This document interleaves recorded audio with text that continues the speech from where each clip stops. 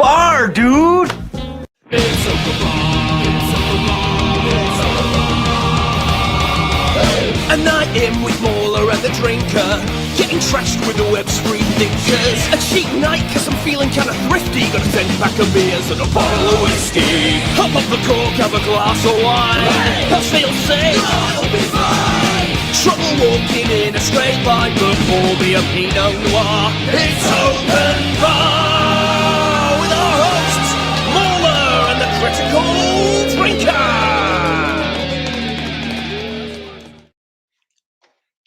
Hello, everybody. 'Tis the Drinker here, and welcome to the next open bar, which is number 11. It's great to see everyone tonight.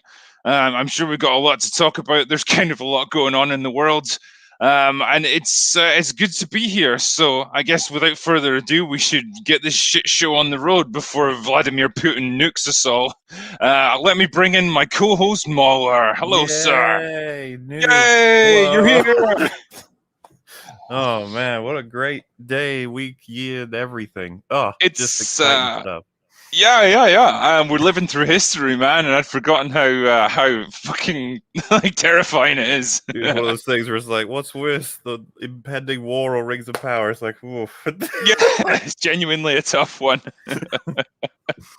Yeah. It's good to have you on, man. It's been a while since we've done this. Obviously, I to wasn't be able to. Yeah, I wasn't able to do it last week, so it's kind of thrown everything out of whack. But The bar was indeed closed last week. Can you believe it? it was, and it was tragic. So Back sorry open to again. everyone.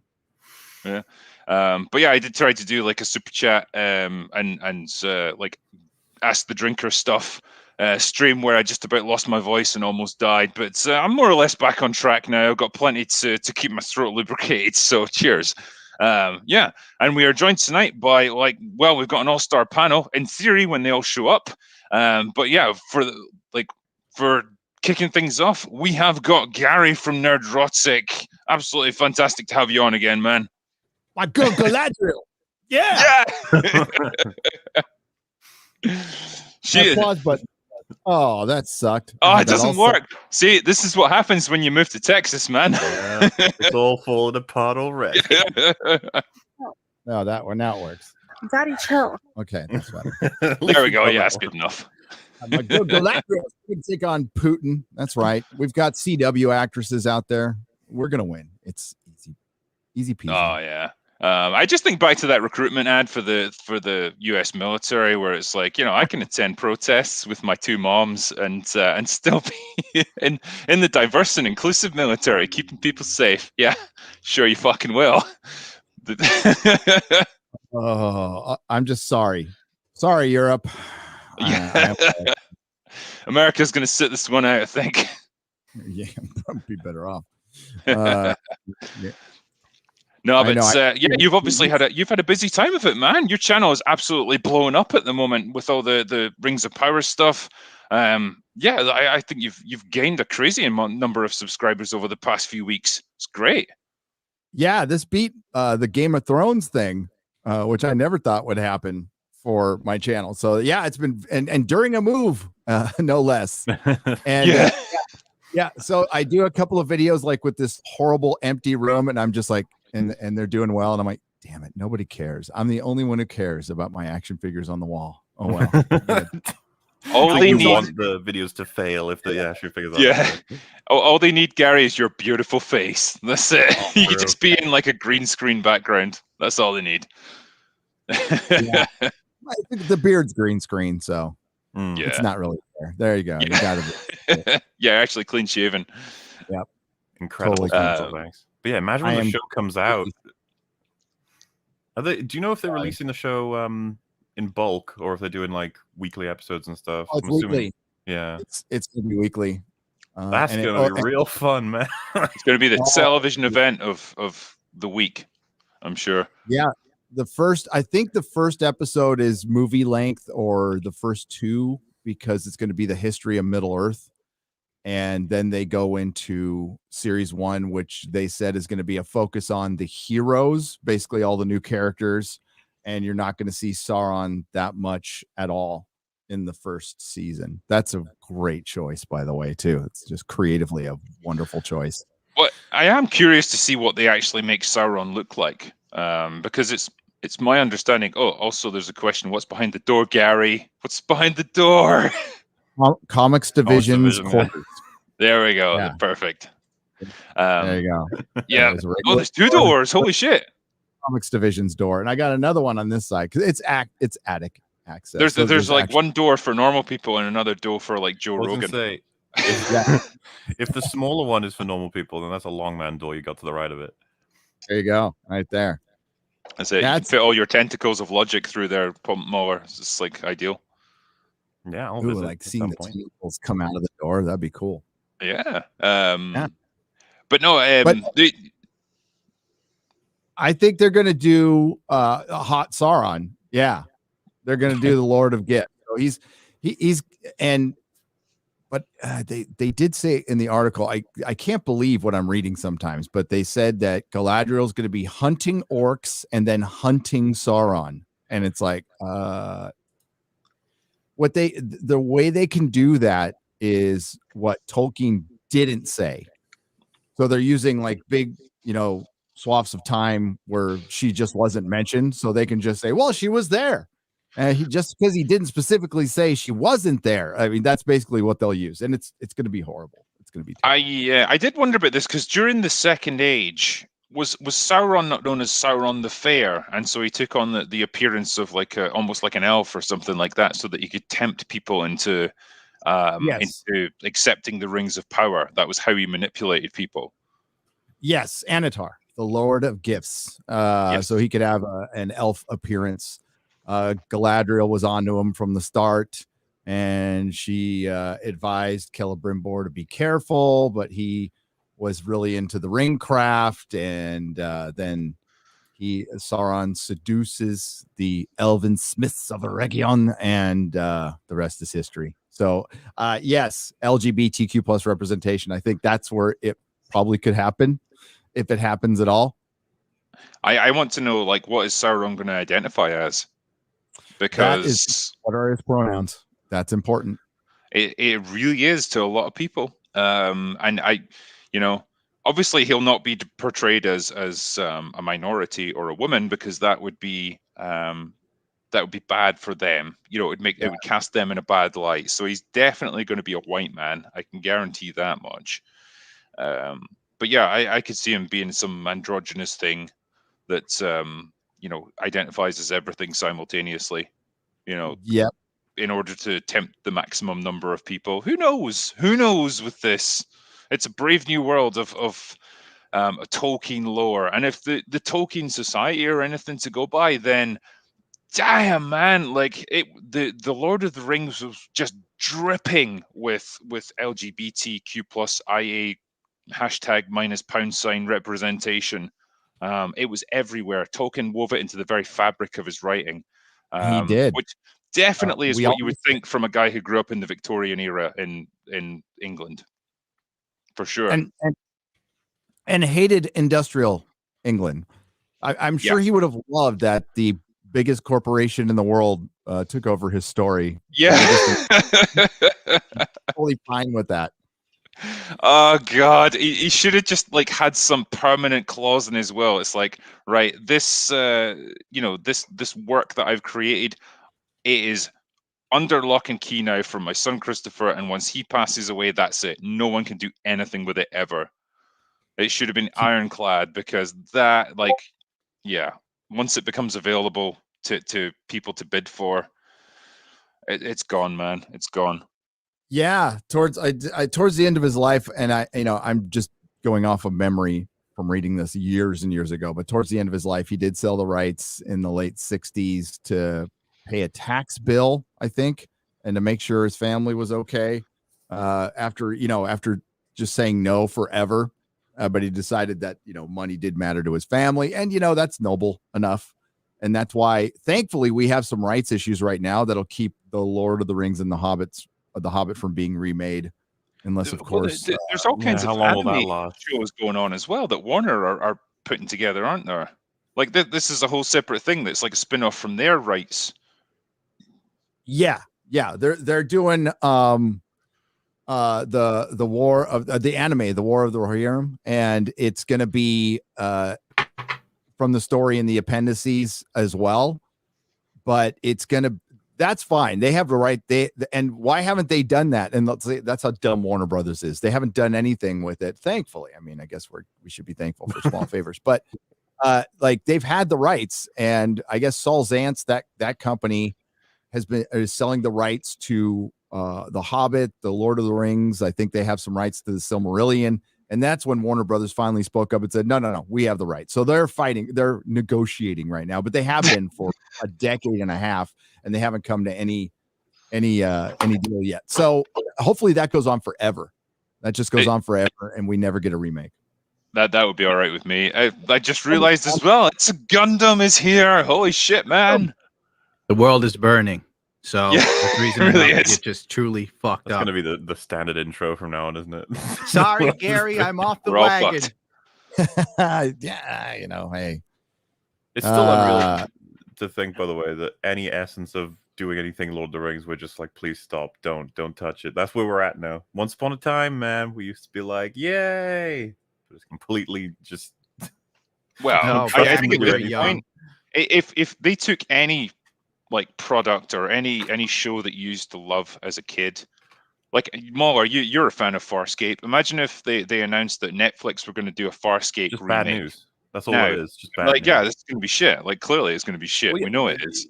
We don't need to list them, but like we're looking at over like 30 examples at this point of things we've loved being given newer versions, and they're absolute horseshit. So I'm yeah. sorry, Farscape needs more representation for not binary people and the There's too many neurodivergent. Australians in it. Yeah. Not enough bigot. It needs more Muppets in it for sure. Yeah, we need gay Muppets in it. That's what we need. Yeah. Well, who knows what Pilot identifies as? It could be anything, man. Yeah, that's true. That's a Do good you guys point. remember the episode where Pilot almost kills Erin because he remembers that she's one of the people who? There's a lot of stuff I still remember about that show, even though I haven't seen it in fucking donkey's years. Crazy. Pilot got a really shit deal because he was artificially bonded with Moya, and for decades he lived in like constant agonizing pain because it was really fucking badly done. Yeah. But he just kind of put up with it because he's like, I guess that's my life now. It's like Sounds like an allegory for the patriarchy. it almost certainly was Gundam. It was. Had to be. I miss storytelling like that from back in the day when it was you had strong characters like Erin who were genuinely well written, played by a good actress. But yeah, they didn't need to constantly be putting the men down around them. Like they were actually just able to stand on their own merits. That was a crazy time. Do you remember? I think this is the end of season 1 or 2, but she gets stabbed, and because peacekeepers are like modified humans, she's stabbed in such a way that she will die unless they get like a particular graft of a piece of skin or something from somewhere. And in his mission to do that, that's when he ends up crossing paths with Scorpius, and they get the stuff back to her, and she has to come in and save him because he's captured at that point, thanks to Scorpius figuring it out where nobody else was. It's like the fact that I remember all of this when I seriously haven't seen this show in like a decade. This is like, I already know that if we rewatched it, we'd have loads of fun because it's like they do loads of crazy fun stuff in it. No, that was great. Like because Sebaceans, which is her species, like they suffer from heat delirium or something. Like if they get exposed to really high temperatures, they start to lose their minds and stuff. And there's like an episode with that, where she's wrestling with it. Yeah, and they deal with that as a story point. Like whenever there's loads of heat, she's like compromised, but he isn't. And that's the really cool thing about the show. There'll be several episodes where all of the aliens are shit and useless at a thing, but Crichton isn't because he's like uniquely not skilled in any particular thing. The human spirit manages to get him through though. Yeah, and like as the show goes on, he becomes more and more like capable. Like he actually learns things and he progresses as a character. Like remember that? Remember character development? Remember progression? Remember how that was the thing? You're now trying to tell me that Ray wasn't great. I'm trying to tell you. Chat might be able to correct me on this, but I think if I remember... Oh shit, so Gundam's just died. I didn't take him out, honestly. Crichton wears Putin's got to him. Putin fucking missile striked him. Yeah. Oh jeez. So I'm gonna blink out next. Tactical move, took out Gundam. I think for shit, what's that fucking light? oh no. Well, Oh, Gary. Putin got drinker. So He just- Okay, I resurrected myself with the power of booze. This There just we go. in: Russia has taken over parts of the Ukraine and my internet service provider. Damn it, Mueller missed our opportunity to talk about Buffy for the next hour. I was Andre. gonna say we almost had it. you Almost. you and Buffy, god damn it. But one of the things I was just going to mention, someone could correct me on this if it's not true, but I remember reading it and then realizing it might be true. You know, his like astronaut outfit, Crichton, he only switches out of it and starts wearing like alien clothing after he's first killed a person. That's interesting. It's near the end of season 1, I think, or it could be within like halfway through. But he kills someone for the first time, and then he doesn't wear his Earth clothes anymore. Yep. God. Remember when he gets exposed to radiation and he's dying, and like it's like there's two Crichtons and one of them obviously passes away because of that. Like, damn, that was a radical bit of storytelling to split the crew up into two halves with a Crichton each, and then to have them all develop with one of them, and then him die, and then they come back together. It's like, yeah, it's pretty neat. And actually, again, I remember it. You know, I repercussions. feel like that's got to be worth something that I remember this shit. Yeah. No, the episode I cited, and it's the one I've done an actual review on out of all the episodes that I've seen. And I don't know if you'll remember it more, is when the crew like they visit some historical site and they get zapped back in time to like when this big battle was actually going on, and Crichton and Aaron are there, and there's basically a bunch of innocent civilians that they've got to try and save, and a small force of peacekeepers that are there. But in order for history to get back on track, because they fucked things up by their arrival there, they have to sacrifice one of the peacekeepers who Aaron has become friends with and is really bonded with. And they have to basically send him to his death in order to get history back on track. And even that doesn't work. And they end up losing all of the civilians that they were sent to save. And I think that was the point where I realized this show does not fuck around. This is not a happily ever after kind of show. This has genuine repercussions for the characters, and it was so fucking well done. Yeah, lots of good shit in Farscape, and it was pretty. You know, at times you could really tell the budget, but man, were they passionate? You know. Yeah, it was quirky. We have 5 seasons of Discovery though, so that should make up for it. We can trade Mahler's knowledge of Farscape and Buffy for food when the Russians take over. Yeah. I don't know how much food that's going to get you, but we'll try.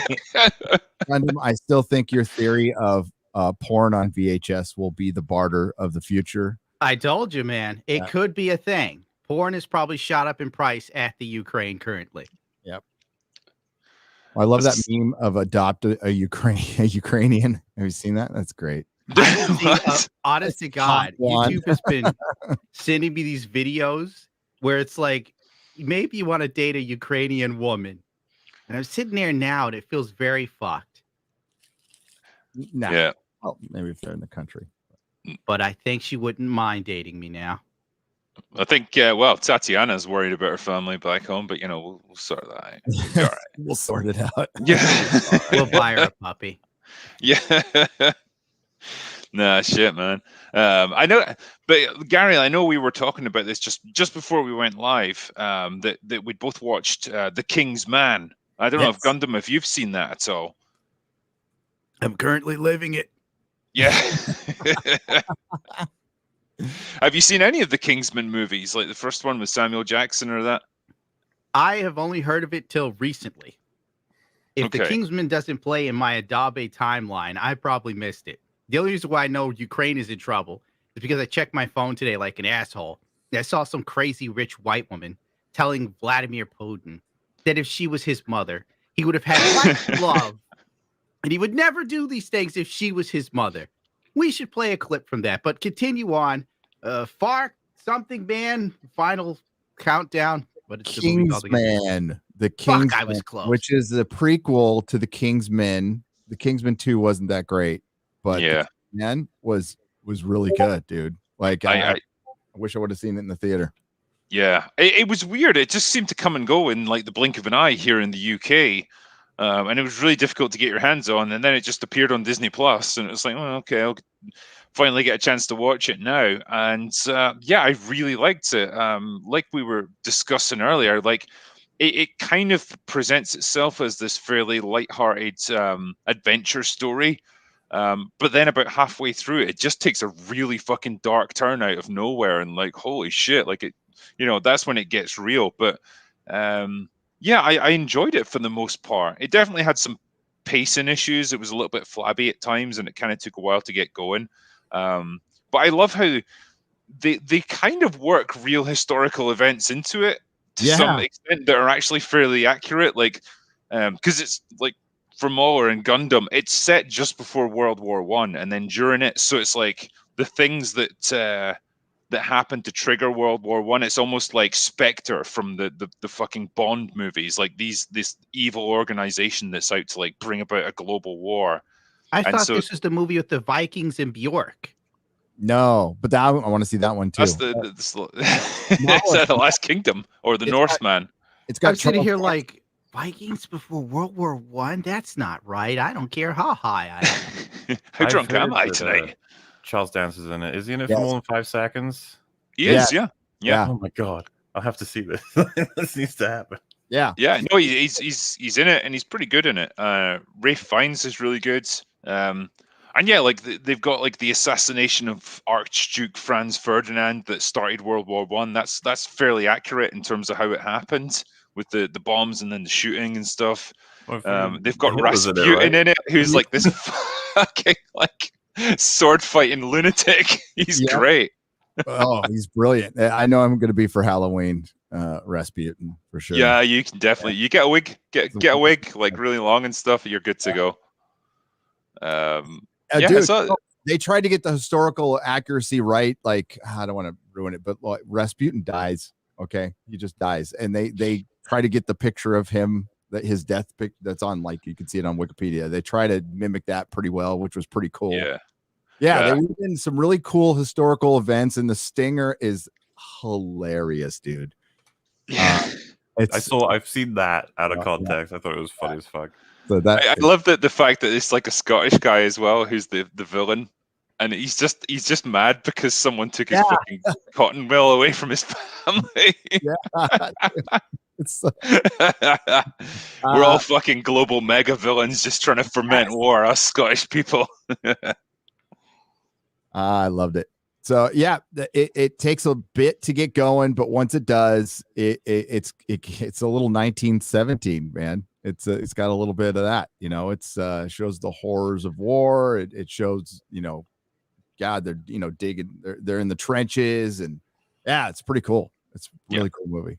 No, I really liked it. And we just started talking about it before the stream started. It's one of those few movies in Hollywood now that actually portrays fathers in a really positive light. Like Ralph Fiennes is, the father figure in this movie. His young son, is a teenager. He's eager to get out there and make his mark on the world. When the war kicks off, he wants to get out and serve on the front lines so he can win medals and stuff. Like, and Ralph Fiennes is trying to keep him safe. He's trying to keep him away from all of that. And he's very much portrayed as like a good, honorable man who just wants to protect his family. And you absolutely understand why, considering what's happened to him in his life. And I just thought, damn, it's such a rare fucking thing for Hollywood movies now to portray fathers as really good men. You so rarely get it. It's kind of like a good movie. You so rarely get it. It's maybe part of it's Starving Man in the Desert, but I don't think so. I really loved it. I'll probably watch it again. Yeah, for sure. I was going to say as well, because we were talking a little bit about Rings of Power there, and I'm sure most of you know that Amazon released a lovely video and then promptly unlisted it, where it was the Lord of the Rings super fans, and they were going to be talking about their impressions of the Rings of Power, and they gave genuinely great, insightful commentary on it. And I had about 20 minutes before we started this stream, and I spliced together a little video, giving their best thoughts. So I'll see if I can bring it up, and maybe we can take a quick look at it. Power. just dropped with a teaser trailer, and I'm here with the Fellowship of Influencers. All right, 3 words to describe the Rings of Power teaser trailer. Go. I also want to say representative, like more diversity within this series, like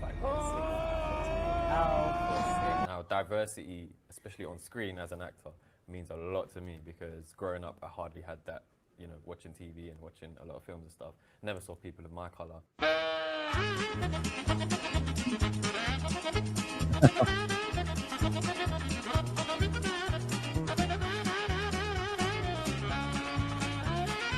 In the original film series, which I absolutely adored, but there are not many women in it, and the 3 women who are in it never speak to one another. Even though I wasn't represented, like either like my disability or my queerness wasn't represented. You're a damn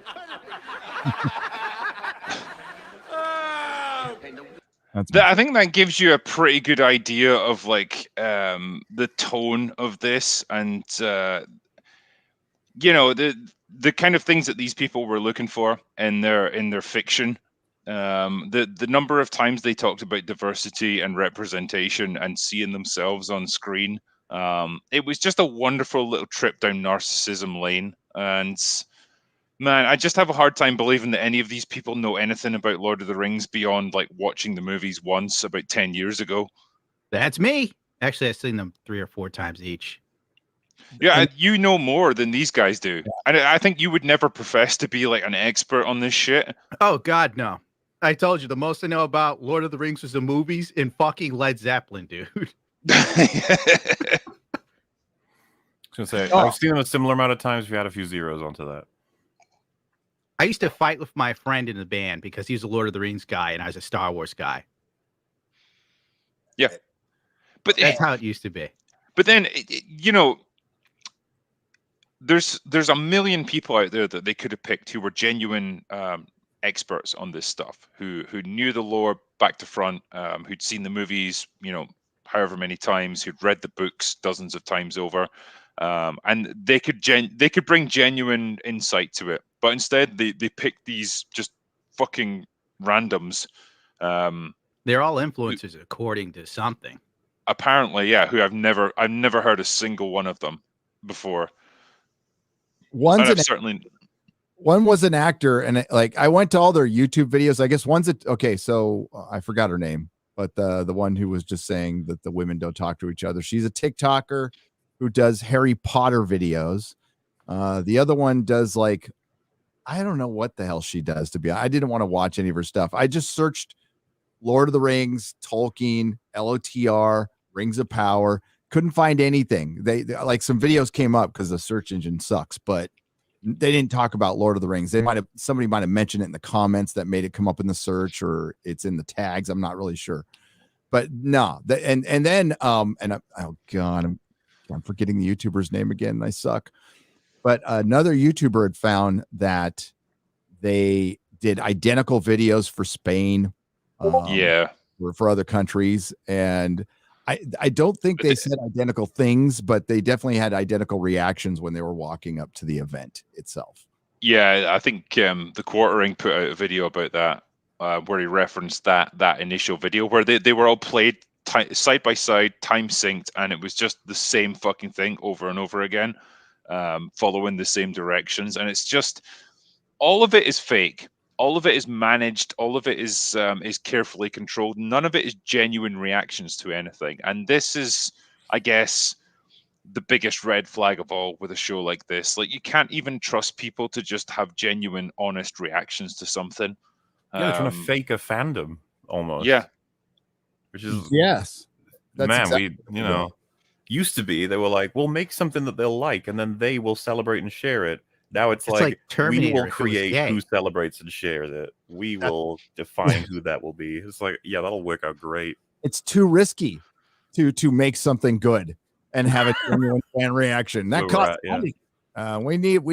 They spent billions on this. What's another 100,000, 200,000 to get some influencers who might have seen or heard of Lord of the Rings or looked at the book at a bookstore once?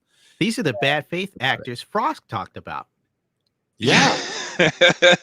Frost predicted all of this shit. He did. Dude, what is it? 6 months from now, that's going to be everywhere. Big old fights on the internet about how gatekeeping's mean, how this is the best Lord of the Rings has been since Peter all that shit. Oh, honestly, gatekeep everything for fucking ever. Like, have like a 6 month wait period before you can get into a fandom. You have to fucking prove yourself and earn it, because the infiltration of basically everything that used to be good and was organically grown to be like enjoyable because people genuinely liked it, it's absolutely pathetic now, and they destroy everything that they touch. Like you've said before, you could fucking fill reams of sheets of paper with the number of franchises that have just been sacrificed with this shit and just trodden under the boot of like remakes and identity politics and diversity and like updating it for a modern audience. And it's all fucking garbage. Like, nobody wants it, nobody likes it, but like all you get is these bad faith actors, and I mean actors in the literal sense, who pretend to like it so that they can push their fucking bullshit politics into whatever fandom it is. Oh yeah, they're the same people who loved Boba Fett a week ago, and now they're probably forgotten the show existed. They're moving on to the next thing. It's like, what happens now? Just waiting for the next thing. It's the wheel of, what is it, diversity or inclusion or whatever, where it's like people come into the fandom, they demand little changes, they start to push people out, everyone leaves, and then they're like, oh, go and create your own fandom. And then it's like, why can't we join your fandom again? And then it just keeps going round and round. It's a virus. That's all it is. Yeah, it's a virus that we need to like. I guess the only shining a light on it is working. I think this one is a bridge too far. They just messed with the wrong fandom, with a fandom that reads. This is a fandom that's fermented for like 60 years. Yeah, this has been stewing for a long time. I think you have that on top of all of the other events, right? Because like I think Game of Thrones having happened like so a while ago, and then Star Wars having been destroyed, Doctor Who having been destroyed, Star Trek being destroyed, maybe Lord of the Rings was just one step too far. The fans are like, you know what? We can see the writing on the wall. We don't want this to happen. If George Lucas had as precise, or even half as precise, or even a 16th as precise as Tolkien was with his lore, it'd be a different story. It's difficult to fight Star Wars when Disney gets rid of the EU, and it sucks. You fans, you have all of my sympathy. But like, there's an attachment, Lord of the Rings fans, like hardcore or not, everybody likes Tolkien. Who doesn't like Tolkien? A guy who liked trees, like what's there to hate about this guy? He gave us a nice happy ending. It's a good story. It's lasted for decades. And, if you go and watch his interviews, he felt so strongly about this. And if you guys know how it started, the lore goes, he was writing like little stories to his son. That's how a lot of this started. He had some of the lore out, I guess from childhood, but he wrote some of his initial work was done when he was in the trenches in World War I, and like he was behind the lines, he was kind of bored, and he started to write down like ideas for his Middle Earth and his mythology for England. That's what he described it as. Compare those two like the ways of writing, right? That with what the people who are writing it now. Like this exactly is what I was going to bring up. Is like, this is a guy who fought in the Battle of the fucking Somme, and now like the people that are working on it now, and the people who champion this shit so fucking fervently. Yeah, what fucking wars have you fought in? The great fucking Gamergate campaign of 2016. Yeah, fucking good stuff. And we lost a lot of good Twitter accounts out there. What was that, Gundam? The Battle of Dave and Buster's. I mean, they genuinely claim they can gain PTSD from Twitter, so it's just like, okay. I don't know. After Twitter today, I feel like I'm all messed up. It is a terrible place to be. I saw someone post, if Black lives don't matter, Ukrainian lives don't matter. I was just falling down a rabbit hole of retardation. This is an intersection of retardation. This is what we've seen here. Like it's like a singularity. All the stupidity is getting sucked into one big vortex. Oh my God, you can't escape those. Yeah. There's nothing reassuring about that analogy. If Lord of the Rings wasn't enough, it's just like you do wonder at that point what would be enough, because if like the fans didn't push back enough for Lord of the Rings, usually like I think it's like, have they given up at this point? Maybe, because what else would there be at that point? So thank fuck we are like there is a huge pushback, I guess is what I'm saying. Yeah. Well, and it's been I didn't expect it. That's been I didn't think that would happen either. Yeah, watching it go down over the last, I guess, 12 days now has been a bit of a white pill moment. I know it's not, things are not great right now, but like within this is a turning point that we needed. Like a freaking trailer getting ratioed, like a trailer in both the UK and America, that like, unheard of. It's absolutely unheard of. And now it looks like everybody's getting the dislike extension, which it's pretty harmless. I hate putting extensions on my channel, and I have it on there. And the way I hear it, they're going to leave it. They're not going to take that extension away. So I think that's. I think it was interesting as well when I looked on the UK version, and like the entire, like as far as I could scroll down, it was all just the same quote from Tolkien, either in English or like Russian or whatever it might have been. Evil cannot create, it can only corrupt. And like people have just been absolutely spamming it with that. And I guess even the moderators had just said, fuck it, nah, I'm done. I can't keep up with this. I'd say one of the reasons why I was worried this might not even have had this much pushback is the trailer for House of the Dragon. It got like really good reception. And I was like, oh guys, come on. It's only been like a few years. Seems like you've forgotten.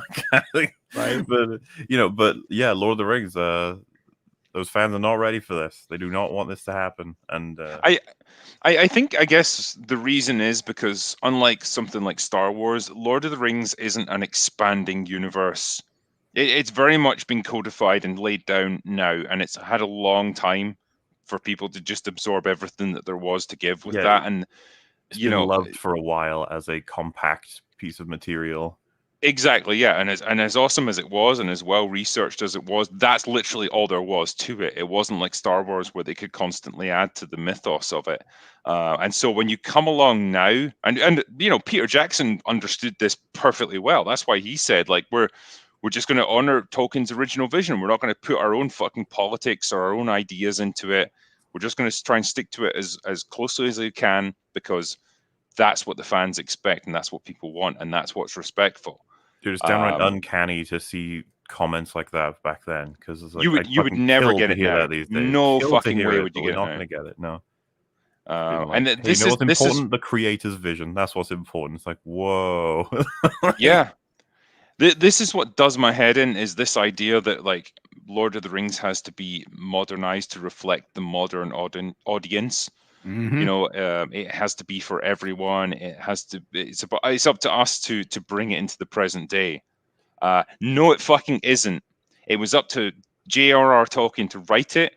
He created it. It's one of the most beloved stories in the entire fantasy genre ever, because he did a really fucking good job of it. It's not up to you, you fucking retard, to try and put your own ridiculous stamp on it, and try and like put like a fucking mustache on the Mona Lisa. That's literally all you're doing here. You don't have the creative intelligence to be able to do something like that.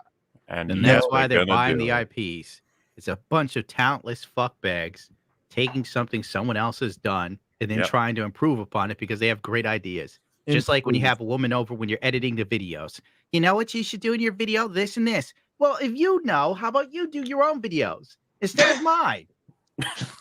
Sorry. Oh, give it time. They'll stop buying YouTubers and trying to make more of their videos without them. That's already fucking happening. Yeah. Oh shit! Like we've all had those offers. Like you get an email through. It's like, we'll give you like $100,000 for your channel. It's like, what the fuck would you do with it? It's like, like, it doesn't work like that. Garbage. It really doesn't work like that, no. It really doesn't. But no, I mean, like influencers are paid off to do shit. Oh yeah, definitely. Yeah. Well, like I understand taking ads, to make a little money off of a sponsorship. But when you're like trying to ski for China and you're from fucking America, and then doing like videos that are pro China on TikTok, that's like over the line for me. Yep. This well, I mean, even this video that I referenced just there, like the influencers and the fucking super fans reacting to it, like literally 50% of the video was them gushing about the free event that they got to go to, where they were just dancing the night away. It had nothing to do with the show. It was just them talking about how good a party they had. It's like, because could you make it blatant? Like, yeah, we got paid off to do this. When they asked them specifically about the show, and they just said over no, there's going to be some rings. We're going to see some rings, the forging of the rings. It's like, yeah, we got that in the title, but what about like the show? Are you excited to see any? I love the fucking the woman who goes like, "Oh, why did the rings even get made in the first place?" Like, it's literally explained in the books, the movies. Like, what more do you want? It was that, like, they actually said that. Yes, they said, why are we fighting? I tapped out of the video the second the girl who had like a dead eye said, "Why isn't my disability represented?" I flew off the handle. I stopped recording the video. I turned it off. I genuinely couldn't take it. If I made it there, I would have gone thermonuclear. She obviously didn't watch the films. Didn't think about Gothmog at all, and the disability that he overcame to combat legions of orcs. He almost made it. Hail Gothmog. Honestly, like, that guy is stunning and brave, Gothmog. I think he deserves a round of applause. He won't help. A guy wanted to help. He's like, fuck. Does Gothmog have boy pussy? That's the real question. I mean, his face probably did. Like, there was all kinds of weird shit going on there. Yes. You know, they bought these rights. They paid a lot of money for them, and they have rights to stuff that they can make multiple shows out of if they want. I mean, if you want to do the Fall of Numenor, do the Fall of Numenor. That's a story by itself. That could be multiple stories by itself. If you want to do the Forging of the Rings of Power, do the Forging of the Rings of Power. That's story by itself too. There's battles all over the Second Age. So they're going to take the Forging of the Rings of Powers and the Fall of Numenor, and those are only 2 of the 5 stories they're doing. Those are what are 1700 years apart. So they're going to compact that in like 2 weeks, 3 weeks, maybe. Not sure how that happens, considering that the entire world literally changes after the fall of Numenor, and then. They're going to mix in the Guess Who's Coming to Second Breakfast story with the Forbidden Love. And of course, you know, oh my God, Gary, it's so diverse. So diverse and powerful. It's so amazing.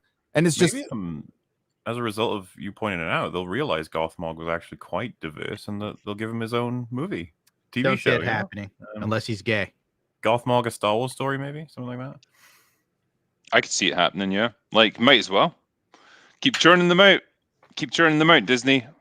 People certainly will keep watching like the clueless fucking consumers that they are. Oh, God. It's going to be funny because we're going to, you know, I think you mentioned it, no, Drinker, you mentioned it in a tweet. We're going to get to watch $1 billion burn. So that'll We've watched it a lot so far already, haven't we? Really? Like, I was just thinking back to this. Like, remember 10 years ago when like Breaking Bad and Game of Thrones were like hot shit, and like we were just sitting there thinking, man, we're in a golden age of like TV. Yeah. Like, genuinely good writing and you know, great character work. It was smart. It was they had big production values, big actors involved, and we thought, shit, this is great stuff. And look where we are now, just drowning in a tidal wave of mediocre shit. You know what? They earned their way to getting their viewers. Those shows, they had to fight tooth and nail because Game of Thrones, like, it's not like everyone knew. It's like, oh, those books everyone loves. Yeah, we'll see. It's like a lot of people are like, what the fuck is a Game of Thrones? What's a Song of Ice? I don't know. And then it's like, oh, Sean Bean's in it. I guess I'll give it a shot. Yeah. And then like, oh, this is really cool. Sean Bean's not in it now. No, he's not. Gone straight. Yep. I think he showed interest in coming back even as a flashback, but they never used it. No, they got the guy who's playing Elrond. Yeah, to play, and he looked more like Ned Stark than he does Elrond for sure. Yeah. Oh, he was also in The King's Man. That's right. Was he? He's in that pivotal moment. Oh yeah. I know who you mean. Yeah. God damn, that was a tough moment to watch. Oh, yeah.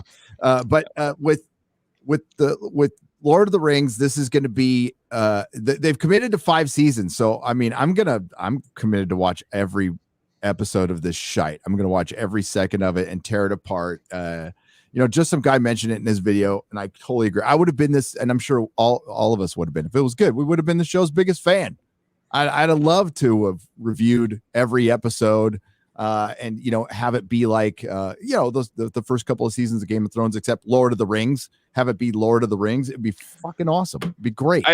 I think if it had been made, I don't know, like 10 years ago, 15 years ago, like with the different climate in Hollywood, I would have been so much more excited about it. And just like you say, Gary, if I thought they were going into this with good intentions to just tell a really fucking good story, they weren't going to inject politics into it. They weren't going to try and like modernize it for today's audience.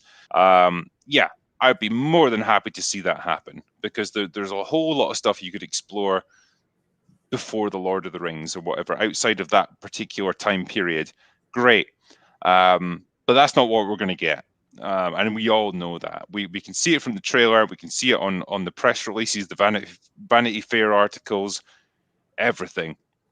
And so I don't know what they expected. I don't know how they expected this to succeed when this was how they were going to market it. They would have done so much better to downplay all this crap and just say, even if they were just out and out fucking lying, it would have generated so much more enthusiasm amongst the fan base just to say, hey, we're just out to tell a great Tolkien story.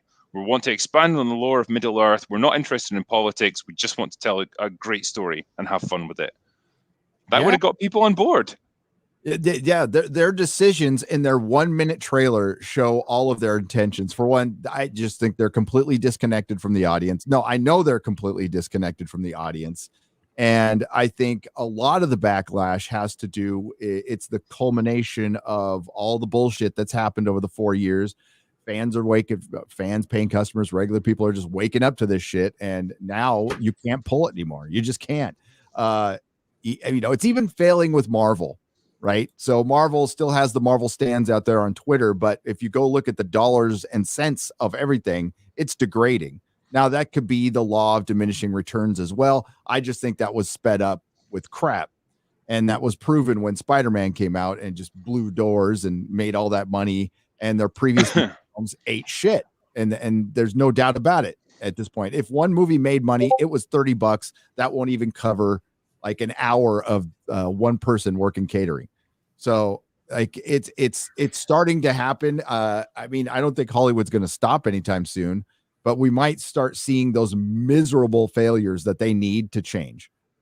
At least the Rings of Power was honest with us. If they pulled a Battlefield 2042, everyone would have been even more pissed. Yep. The first Battlefield trailer, you're like, all right, fucking Battlefield. Yeah. Then the game came out and you're like, what the fuck is this? This isn't what the commercial was. To be fair, they could still be doing that. It couldn't possibly get worse. Who knows how bad the actual thing is. Famous last words, Gundam. Ah, yeah, you're right. Every time I say that, it gets worse. Fuck. I think anytime you set a game like that in the near future, and you've got kind of crazy technology at play, it just, I don't know, man, it loses people. It's like when they tried to do that with the Call of Duty series, and like they made it like you were in space and shit and floating around. Like nobody fucking wanted that. Well, people like Titanfall, right? It's just a different franchise, though. Well, Titanfall, you're not floating in space. No, but it's all very high tech. Yeah, but like that's Titanfall, though. It was built on that idea. Well, yeah, I'm saying that there's going to be people out there who it'll appeal to, but COD fans probably don't want it. Well, I think with COD fans, it's like they very much found their niche. It's like, okay, Call of Duty Modern Warfare. So, okay, they want it set in the present day with technology that's believable, or at least like almost what we have right now. Instead, they either go ridiculously off into the future with advanced warfare, or they for some reason like go ass backwards and they throw it back to the Second World War with Vanguard. and suddenly you've got these like fucking dinosaur guns that are just ass and recoil, and you can't aim for shit. And it's like that's not what people wanted. They didn't get involved in this for this kind of crap. They wanted something that was somewhat representative of what we have today. So you didn't support there being female soldiers in the battlefield during World War II. I'm such Support a our bigot. females. And I didn't support like samurai warriors with 2 fucking robotic arms and like rotating samurai swords on them, like on the battlefield in World War II, because the slightly pedantic part of me thought doesn't feel quite real. It's good that you admit your bigotry so openly these days. Yeah, I know. Glad. This is what I've become. I'm comfortable with what I am. This is what power does to a man. Yeah. Power corrupts, and absolute YouTube power corrupts, absolutely. Once he hits 1 million subs. I know, this is the mask. Yeah, I was Sauron the Fair before this. Now it's like I've got the ring of power right there. There, motherfucker.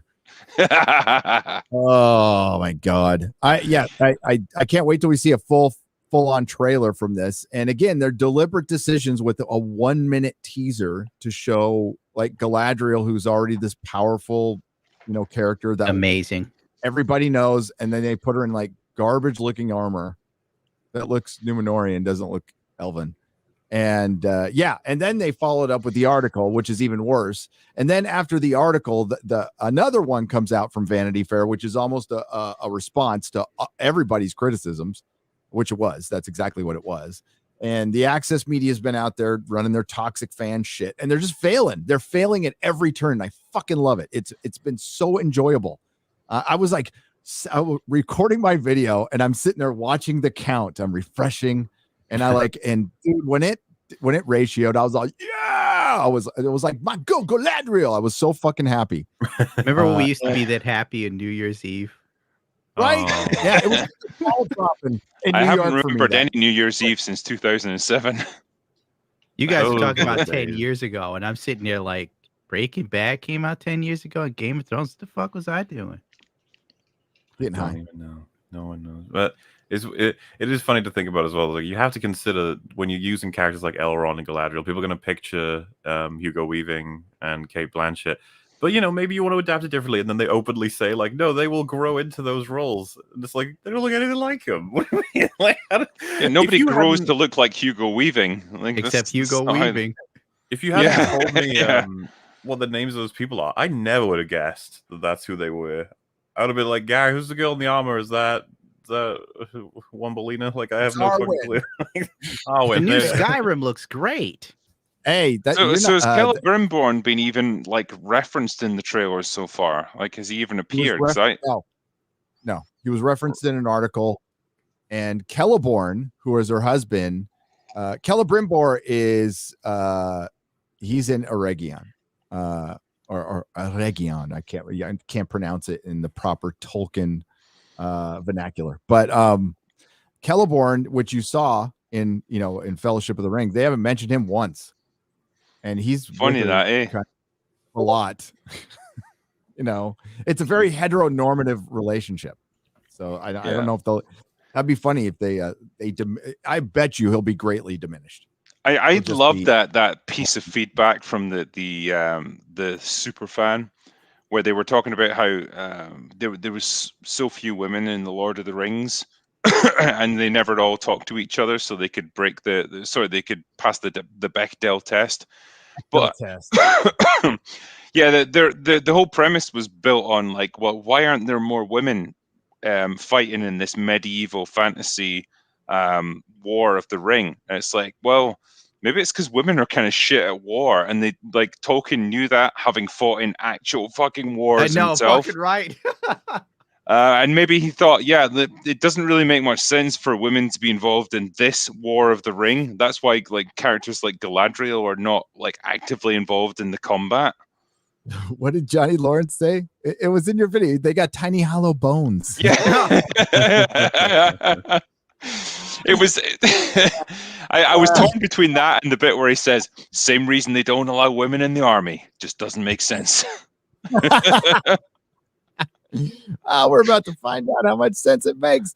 Yeah, wearing armor and so like, yes, elven women are like super powered. And that's that, yes. And she did fight like thousands of years, but she's thousands of years old at this point. Even when if it is a history of Middle Earth, she's old then. I mean, she's full maturity at that point. She's not a kid. 4,000, I'd hope so. Yeah. Well, the thing is, when they show her in Lord of the Rings, you know that bit where she's tempted to take the ring from Frodo, and she flips out and goes into like full evil mode. Yeah, like that shows how a character like her is powerful beyond like the size of her fucking muscles. Like that's not important in terms of like the War of the Ring. It's about like your actual power as a magical entity.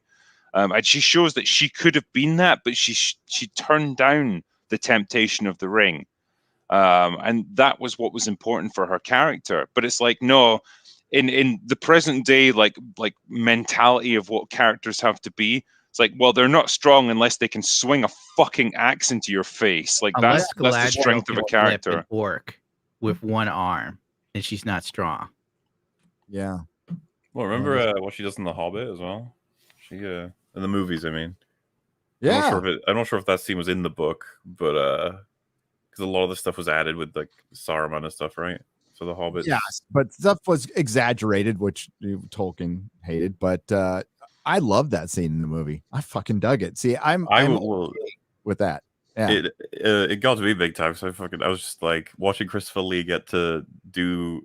You know, he's obviously not doing it, but he gets to have Saruman be a hero in that scene, which is, as you will all know, it's like he wanted to be a good guy throughout. Like a lot of his acting career, he was just constantly cast as villains because he plays them magnificently. But then also wanting to be Gandalf, it's like, yeah, he gets to be the good white wizard in this scene. And you're like, oh, look at him go! Like, I'm very glad he got that, especially after the fucking theatrical cut of his death scene, which was insane. Dude, literally cutting it. I mean, the Hobbit trilogy is going to probably benefit as much as the prequels did as soon as Rings of Power comes out. I'm not gonna lie, I have slated the Hobbit trilogy for being dumb as fuck and being so reliant on CGI and being so cartoonish, bloated, bloated, yeah. And it ruins like little small good scenes that are in it, and it could definitely be cut down into one movie probably. But there's like parts I liked, and I like that part. I like the part where they're at Dol Guldur and they're fighting. I thought that was cool. Yeah, like they were doing like Elrond. I think he says when he sees the ring wraiths, he's like, "You should have stayed dead." This is like, hey, this is pretty badass. That scene is such a like, hey, you guys want to see the three from Lord of the Rings? There you go. There they are. They're like, yay. Yep, that was our little key jangling moment. But see, they used to know how to do it way better. Well, you know what would be interesting with this show is if they were to explore the 9 rings of power for the rings of men. And because in the books they're described as great kings of men and great leaders, like they're not evil necessarily. They're just men who are concerned with the security of their own kingdoms, and that's what seduces them to the rings of power. But I know that they're going to be portrayed as fucking morons who just like walk blindly into this shit. Because you can't have any nuance to characters like that. You can't have a tragic anti-hero type character that's going to end up becoming a ring wraith. Exploring, you're absolutely right. Exploring the Nazgûl, if it was done right with Tolkien's in mind, would be brilliant. Because imagine we get to know these characters, and then they become the Nazgûl, and like there's a good guy trapped in there, and there still might be some good in him, but he has no will anymore. Like he's basically he's a thrall. He's just there. Well, I love that scene on is it Amun Hen when Frodo gets stabbed with the blade of the Weathertop. Sorry, yeah. And he puts the ring on just temporarily, and he gets to see the ring wraiths in their actual real physical form, and they're like these withered husks of men. you know, but he can see them clearly, whereas no one else can. And I just thought that was such an interesting insight into what these fucking things are. And how interesting would it be to explore that? You know, that they're these tortured souls that like were once good men who wanted to do great things with their lives, but they've been seduced by this power, and become like these horrifying, like, you know, mindless servants of a greater evil. You know, Sounds that like would be theater. interesting stuff to explore, but like we're never going to get it. We're never going to get that kind of nuance. Their design, by the way, and their voices, it's like, oh, fucking nailed it. And then Witch King's mask, like the Lord of the Rings has a cool factor, okay? So it made fantasy so much cooler to the average person. Yep. I did love when Eowyn just shoves her sword right through the Witch King's fucking face, like straight in there. I love how they tried to throw that at us, like, oh, they would hate this. It's the same shit they do with Ripley and Sarah Connor. It's the same shit, different day. Isn't it interesting with those characters though, Mauer, when like people will level that criticism at you, like, oh, you just hate all women, and it's like, well, you just pick like Ripley and Sarah Connor because like they're old, controllable women, like they're old, right. or like something that you've become comfortable with, but like you couldn't handle a modern version of that. And it's like, no, I just wouldn't want to accept a shit version of that. That's the difference. Surely Arcane means that we're fine now, right? Arcane's done it. We're fine now. We can reference that forever. It's two female leads, both very strong, independent well, one of them's a lesbian. Well, so I mean, I did that. I used that as an opportunity to bi, hit like out a people dude. that have decided to like have a go at me, and I was like, yeah, like this just proves what a fucking ass-tard you are. It's like this is exactly the kind of characterization and good writing that I've been looking for fucking years, and here we are, a show that actually delivers it, and I'm praising it to the high heavens. Who would have thought it? yeah, like if it were true that you really just, because like the same thing gets said about me, it's like it has to be a white male lead or you won't like it. It's like it's really not true, but keep saying it if it makes you feel better. Yep. That just means they have no argument. And that tweet, that Eowyn tweet that you destroyed, Drinker, like that they proved our point. They just absolutely proved our point for us. It's no, that was in the book. We liked it. By the way, that was written in 1955. So all the shit you're seeing in the last 4 years isn't new. And Tolkien was inclusive in his own fucking story. And he does have different races in his own that are actually different. They have different lifespans, different strengths, different levels of wisdom. Different desires. They're actually different instead of just skin. And they still come together at the end, which is cool as fuck.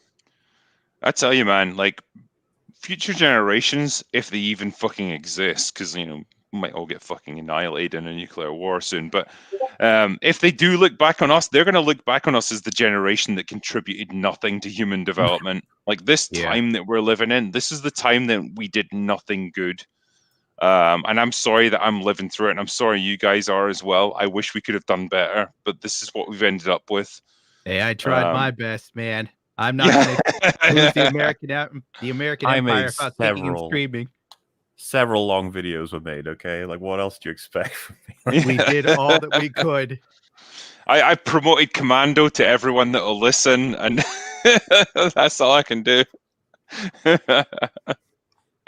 Yeah. Like laughing and mocking at it. I guess it's our contribution. And you know, it might, yes, things are bad right now, but I don't always look back in the past and see how far we've come. And it's a bumpy ride, but I think we'll be all right.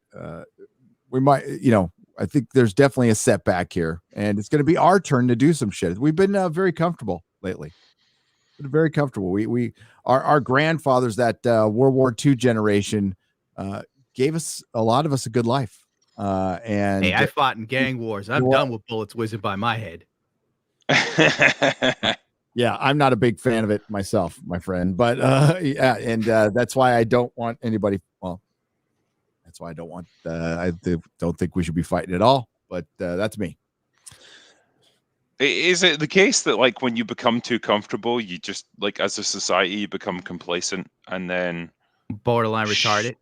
Yeah, I think so. And like shit ideas take hold, and it's like you almost need something to shake you up a little bit and remind you, like, oh yeah, this is This is the kind of qualities that you need to have in order to, like, not die. In order for that to happen, it would have to be a major fallout, man. Yeah. Yeah. I don't know what it takes, but I don't know. Like, I feel like collectively as a culture, we need a bit of a wake up call. We need a shake to give us something to care about now. You're trying to tell me that this tweet from the exhibitor saying that we need to stop the Batman movie going to Russia and stop sending comic books to Russia to just teach Putin a fucking lesson isn't enough, is what you're telling me. Yeah. Dude, that's extreme Gundam. I don't think we need to get to that kind of level, because it's already out there on Twitter. That's mutually assured comic destruction right there. I don't think we need that. I think if we send Marvel comics to Russia, I would see them as a weapon. Although we have they are a weapon of mass retardation. And that's how we beat they've been effective in this country. We make them as retarded as we are. It's the only way. I think so. Yeah, I love the idea of Russian people seeing like the kind of shit that we talk about on Twitter. Not us, but like, the thing that's kind of in the public consciousness, like microaggressions and people wanting to identify as like refrigerators or whatever. And they just laughing their asses off. I was reading this tweet like this morning, where this guy was talking about the importance of like non-binary representation in the Ukraine or some shit. It was just that crazy. Yeah. I told you I was kind of. You got all that going on, but then you've also got like this. I don't know if you've seen this. Just a photo of one of the many different tweets that exist. But in response to like the fear of war, you got people being like, "Okay, but like, can we pause until Multiverse of Madness comes out? I want to see that first." It's like, are you what? Are you fucking serious? Like, as you can see, they've already been ratioed on that tweet. But like, what the fuck? This is exactly like. Have you read World War Z? Not the movie, but the book. No. Well, there's bits in that where people are like, retarded, they were like TikTokers and like YouTubers and stuff, and they were literally like obsessing over like the most trivial garbage, even as zombies were like overrunning the fucking building that they were in. And that just like exactly speaks to this. Like, hey, Sargon, you're here. Good evening, gentlemen. Sorry I took so long. Yeah, no, it's fine. It seems like there's leave. things happening in the world today. We figured it might. Nothing important was going on. Just a regular day. Oh, it's man, like how's your orb. Yeah, well, thanks very much. It cost me loads. I got it off eBay. Yeah, pretty neat. What can we possibly talk about? Oh man, I don't know. I mean, Lord of the Rings has been pretty serious. It's been we had discussed the Rings of Power a little bit. Now, I know you're not a pop culture man as such, but like I'm assuming this is something that you're kind of into. So yeah, well, I mean, you can't deny the political dimension of what's happening to Lord of the Rings right now, right? So yeah, and I do think culture. Well, yeah, it's cancer though, isn't it? It's like, what the hell is going on? Why is this constantly happening? And I was thinking about this because like there are very few properties that you could say are resistant to sort of left-wing infiltration, right? But Lord of the Rings, I think, is one of those things because it's like, I don't know, it's got this kind of intrinsic right-wing theme to it. And I was thinking, okay, like, so the leftists are constantly trying to like subvert and undermine and be like, okay, we're going to replace these characters, we're going to change these stories, and essentially we're going to liquidate what the thing is. And the reason, I mean, and I'm not like, I don't normally care about like left or right or something like that, and there's loads of stuff that I enjoy, but it's just one of those things where it's becoming so overt. I found myself having to think about it, right? And so I was just like, okay, so what is it that makes something right wing? And there was this Czech president who used to arbitrarily declare that things were left or right wing, and everyone in his country was just like, "What the fuck are you talking about?" So they'd be like, "Skiing, oh, that's left wing," whereas mowing the lawn, that's right wing, and it's just like what, right? And so, but the thing is, he had a logic behind it. If you look at the things, because what he's defining as like right wing and left wing is things that uphold order and things that like expand categories and things that like make things more inclusive. And so, like, by this metric, Lord of the Rings is a deeply right-wing property, because the entire point of the Fellowship of the Ring is to try and uphold the proper ordering of the world so Sauron doesn't come and conquer it and, you know, diversify Gondor and whatnot with his orcs of peace. So it's like, you can see that's a fucking way to view it. You're supposed to destroy it all. I think Sauron represents a totalitarian, like, you know, monoculture, in that orcs would be literally the only dominant species on the planet. No, Sauron. I mean, Sauron's hordes are very diverse. You know, he's got lots of different kinds of orcs, and we're like the Fellowship. He's got the Sauron's, hasn't he? The Easterlings. Yeah, the Easterlings, the Easterlings, yeah, that's it. And just different kinds of orcs, and you know, he's got Saruman and all these. You know, he's brought together quite a big coalition. But the point is, he's not happy that the Gondorians and the Rohirrim and all this are just like living their lives, and they have their thing with defined boundaries. This is where we live. This is how we do things, and we've got a particular sort of way of life here. And he's like, no, I'm conquering all of this. And the whole point of the Fellowship is basically to be able to take his ability away from and destroy this corrosive. And Sauron, throughout the whole of the Lord of the Rings mythos, has been a subversive character. You know, at one point I've got like, at the Lotus Seasons, there are a bunch of guys who are really into the Lord of the Rings, a lot more than I am. And so they've read the Silmarillion, and in various ages, like, he's joined the humans, he's tried to reform, and then he just subverts and poisons the courts and stuff, and then brings down their civilization from the inside before he goes like totally evil and stuff like this. And so, like, the thing that makes Lord of the Rings right wing is there's a positive assertion of how things should be. There's a particular order here that the Fellowship is trying to uphold, and the only other piece of media I can think of that's similarly like intrinsically right wing like that is Warhammer, you know, and 40k. And I'm becoming a little bit obsessed with it, because it's like, oh my god, like, I can see why they forced Games Workshop to disavow the Space Marines. Because the Space Marines are like the pinnacle of order. You know, the whole point of the universe is that the forces of chaos and evil and all that, they're going to tear apart everything that mankind has built up. And so, like, that's the entire purpose of the Space Marine faction, is to defend those boundaries and borders and those things.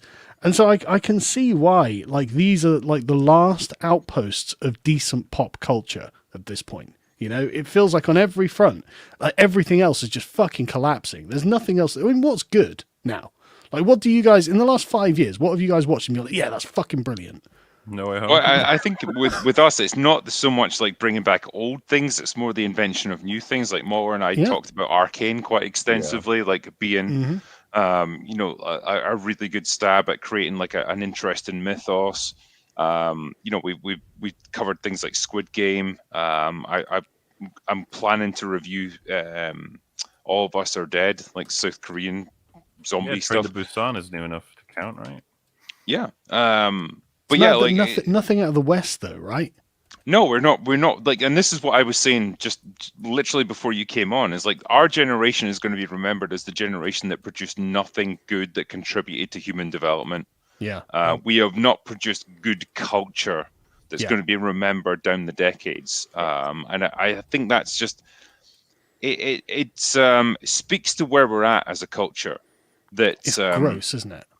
Well, we're not capable of creativity at the moment, in the normal sense, in the sense that previous generations were able to do it, because we're so constrained by like rules out there. It's just the people who are in charge now have a war against creativity and excellence. That's the thing. Yep. Excellence is a great term too.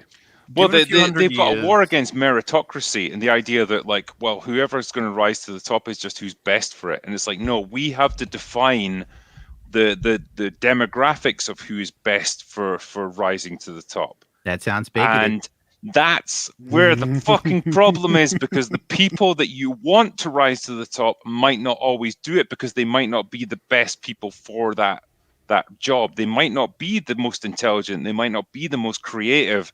That's just fucking life. Life's not always fucking fair. The guy that you want to succeed might not always succeed because he's not the smartest and he's not the most creative. That sucks, but hey. So you're saying in like 3000, the year 3000, they're not going to be talking about how the generation of the Book of Boba Fett and what we achieved. We're going to be remembered for coronavirus, bro. So someone give me a rundown. Sargon talks about the fucking Space Marines from Warhammer, right? Do you think the Imperium of Man in Warhammer is concerned with having the most diverse Imperial Guard that they can? Absolutely not. They want to make sure that women get the best shot that they can in the Imperial Guard. No, they don't. They want the most disposable meat bags that they can throw into the fucking fray to kill as many of the enemy disposable meat bags as possible before they themselves get annihilated. That's all they care about. Who's the most efficient person for doing that? Get them in there. That's all it is. It's a horrifying meat grinder of a society, but that's what they have to be in order to survive in that climate. And the thing is, if you look at it, like the forces of chaos are very, very similarly mapped to the left as well. The sort of like social justice. Come on, dude. No, hey, okay. Who's Nurgle? Who's Nurgle? Nurgle is the Fat Pride movement and there's a strain of social justice. You're right. But, no. I told you he was fucking making sense. A year and a half ago or so, right? I'm not even making this up, right? California decriminalized giving people AIDS. Oh yeah. What? Yeah, you can like have sex with somebody and like not have to tell them. You don't have to tell them. I got to double check to make sure that passed. I know they were pushing it through at the time, and it's the same San Francisco politician who wanted to. He wants to normalize other dastardly things. Oh, sorry, it was in 2017. I'll put a link in the thing. I just googled. I thought it was only a year ago, right? California lowers penalty for knowingly exposing partners to HIV. Right, so this has gone from being a felony to being a misdemeanor, I believe it is. Yeah, like, someone in chat's saying that as well. Yeah, so it's just like, okay, how is that not a Nurgle policy? Right, that's exactly what Nurgle would do. That's somewhere between Nurgle and Slaanesh, isn't it? It is, yeah, right. But okay, so you've got Khorne, and it's Khorne is a religion of peace. Okay, it's just purely about blowing stuff up and killing people, right?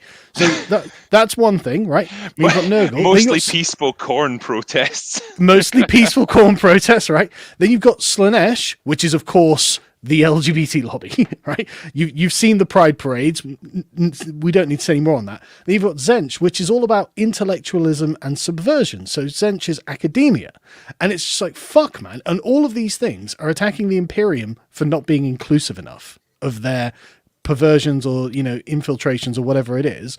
Like it's very, very left and right wing if you look at it like that, and it's like, fucking hell, it maps on really closely, and like Games Workshop are like, oh, we disavow the Imperium's hate, and it's like, right, so you've got Khorne berserkers literally chopping off heads for fun and for the worship of their god, but you didn't disavow them.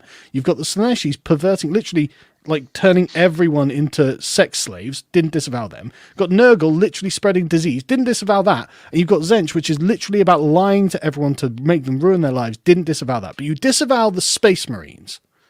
That's really interesting, isn't it? It's really important to respect people's cultures. Well, exactly. That's exactly it. That's literally the latest Tzeentch fucking advertising campaign. We need to respect our culture. But it's just mad how, like, so I found this thing, right? Literally in 1986 in one of the manuals, right? And this is a quote from a Games Workshop manual. Quote, "Since Slaanesh is neither male nor female, but a hermaphrodite, the members of the Jade Scepter have invented a new personal pronoun, Shem. Thus they avoid the use of the more cumbersome he or she and him or her, without recourse to the impersonal it. Shem is used for both subject and object, while Shems replaces the possessive pronoun with his or her, from his or her. With similar obsessiveness, the cultists are always careful to use the neutral word deity instead of god or goddess." They saw this coming. What was this from 1986? Has a personal fucking pronoun. 1986. Damn. How is this not the forces of fucking chaos? Well, I'm just saying. We don't have any of the cool stuff like power armor or like warp travel or anything. We've got all the shit parts of the Imperium, but not the good stuff. Yeah, we've got all the chaos parts. Yeah. Yeah. Damn. But isn't that just mad though? Like how like all the internal logic of it is basically the identical logic of these factions. So anyway, yeah, but the Chaos Gods, they represent all the negative aspects of the human psyche, don't they? Like greed, lust, like sexual perversion, you know, gluttony, all that stuff.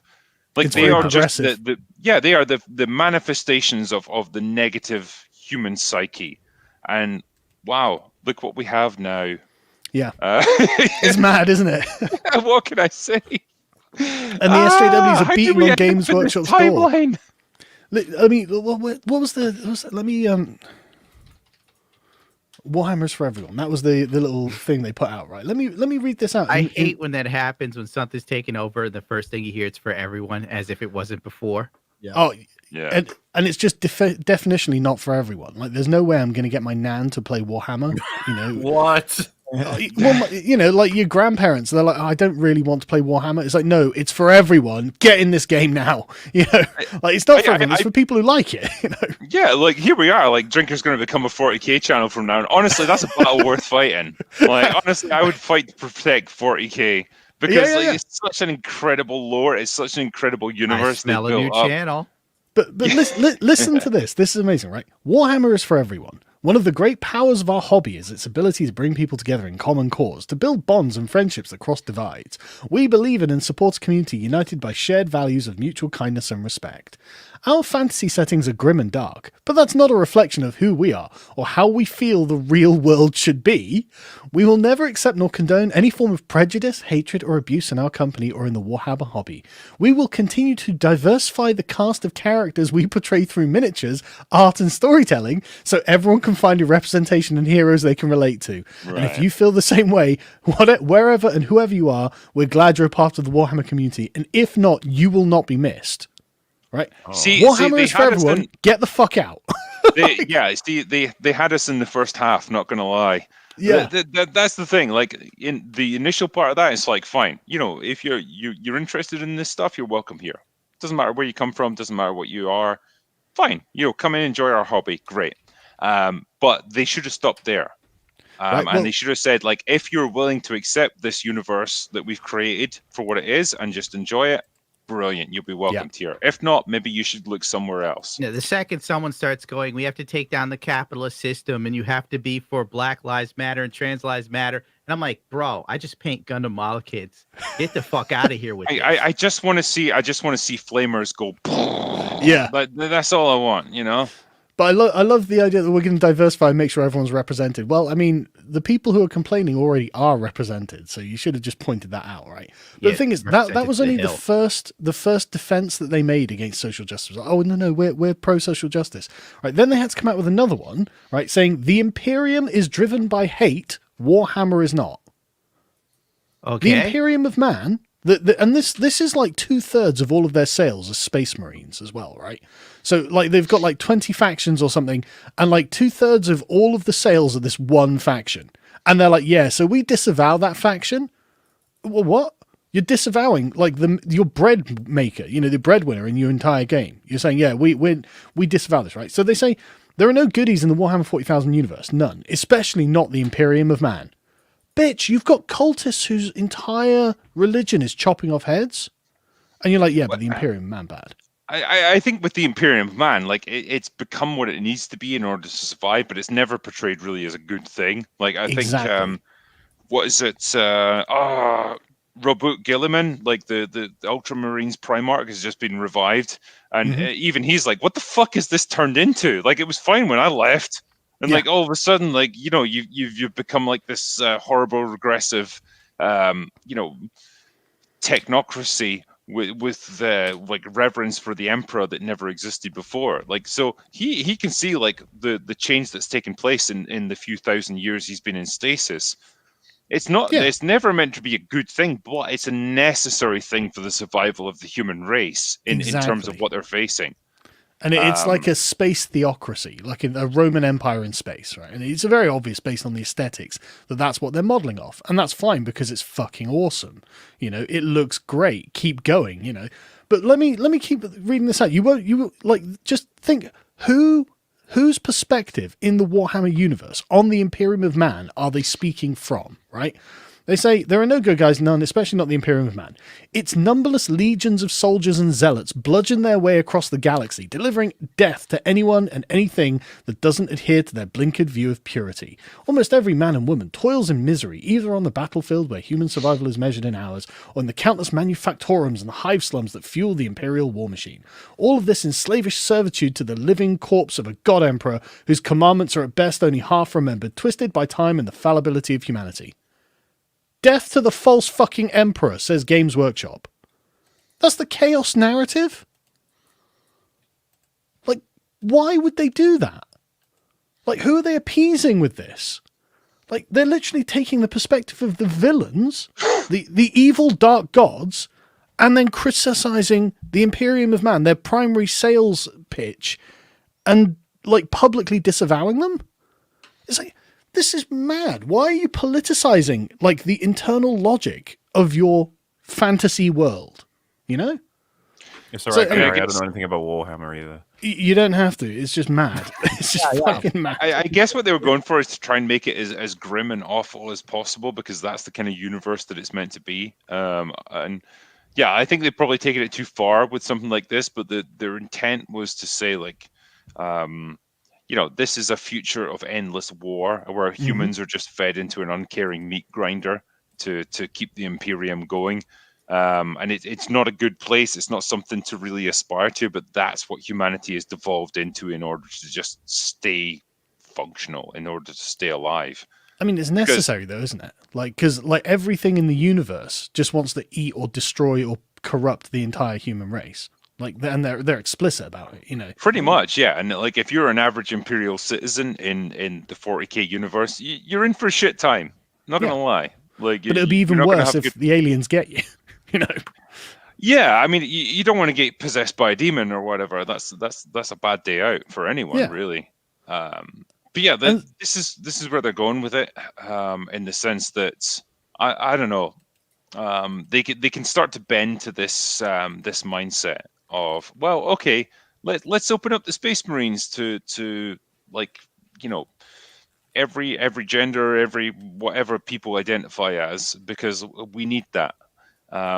No, you wouldn't get away with that in a society like the one you've described, because it would be about survival and utility. Like, your worth as a person is determined only by how much you're capable of killing, and how much we can use you. And once you've exceeded your usefulness, that's it. You're done. But like you were saying, like it's a necessary thing for humanity to have done, right? So it puts the Imperium of Man as the most moral faction in a universe of utterly immoral factions, because all of the other factions lust for the idea of eating people. Like, you know, they literally want to just consume them, or, you know, give them diseases or murder them or whatever. And the Imperium are like, right, to make sure they don't do all of these terrible things to us, we're going to have to create super soldiers that will just have to go out and die forever to prevent these aliens from getting us. Well, the Imperial Guard are they're the ones that go into the meat grinder. The Space Marines are the ones who actually win the battles. You know, they're the ones that we throw in when, like, you know, shit gets really dangerous. Yeah. But the point is, you don't have a choice. You can't coexist with the orcs. You know, you can't have a pet tyrannid. You know, you can't, like, you know, bring a demon in and engage in some Slaneshi cultism on the weekend. You know, there's no moderation here. Yeah, all of this stuff is very maybe much... I can, yeah. Yeah, all of this stuff is spawned from when Games Workshop was first founded, which was back in the 1980s, when it was very much gung-ho, action-oriented. You know, we're here to create like a dark, grim future where it's only war, exactly like they talk about. Nowadays, that's not compatible with like the values that you know, people try to profess and that people obsess over on social media. And so you've got this weird situation now where they're trying to bend the Games Workshop universe of 40k into like the modern mindset to say it's inclusive for everyone. I mean, it is in the sense that anyone can play the games if you're willing to abide by the rules of them, but like you can't start to change this universe and this lore that's been built up over decades to suit modern sensibilities. Like, yeah, it's grim, it's horrible, it's violent, It's aggressive. That's exactly what it needs to be. That's the setup for it. You can't just make that compatible with your softly approach to modern life. And that's what makes it interesting and fun, you know? Like the fact that it's so extreme and everything is just trying to kill you all the time. You know, it makes it very interesting. And it's just really weird watching them being like, yeah, but could we have some diversity and inclusion? It's like, no. Exactly. Like if you're in a situation like that where you're fighting for the survival of your species, diversity and inclusion is going to be the last thing on your mind, literally the last thing. Yeah. But yeah, Balrogs are fiery, but mostly peaceful. I think we can all agree with that. Exactly. I would think diversity and inclusion is already in the mix if they're just throwing bodies. They're not going to sit there and go, well, we can't have that guy over there, Daniel, here because he's wearing a dress and panties. Oh, well, I think so, yeah. Like when it comes to like men and women, probably like with the Imperial Guard, it's like, well, you're all equally good bullet magnets, so you just guys go out there, do your best. You know, the mostly peaceful thing. Are you referencing the fucking Rancor with that? That comment, like, because they were like Rancors are mostly peaceful. They're super chill. They're just sad. I learned a lot from Danny Trejo in that moment. Yeah. So he was literally just there because Robert Rodriguez. Can someone explain this Book of Boba Fett thing to me? Because I've seen. Like, I genuinely don't think I can. Sargon? I've seen like clips going around, and I mean, I was never the biggest Star Wars fan, but I knew who Boba Fett was. Everyone loved Boba Fett because he was fucking cool. He was a bounty hunter. He was a badass. And I'm looking at like screenshots and clips from this thing, and I'm like, this looks lame as shit. What have they done? Yeah. How could they ruin this? He's the latest original male character that they deconstructed, and in this case for their own male character, which was just a ripoff, the Mandalorian, and they did the weirdest thing in a show I've ever seen. I didn't watch the show; I was just watching Mahler stuff. But they stopped the show about 3/4 of the way through and made it a different show for 2 episodes. Yep. It was weirdest bizarre. fucking shit I've ever seen for a TV show. They literally changed main characters and changed plot lines. Yep. Why? So Sargon, from your point of view, like they probably had enough story for about 2 episodes. They spun that out to about 4.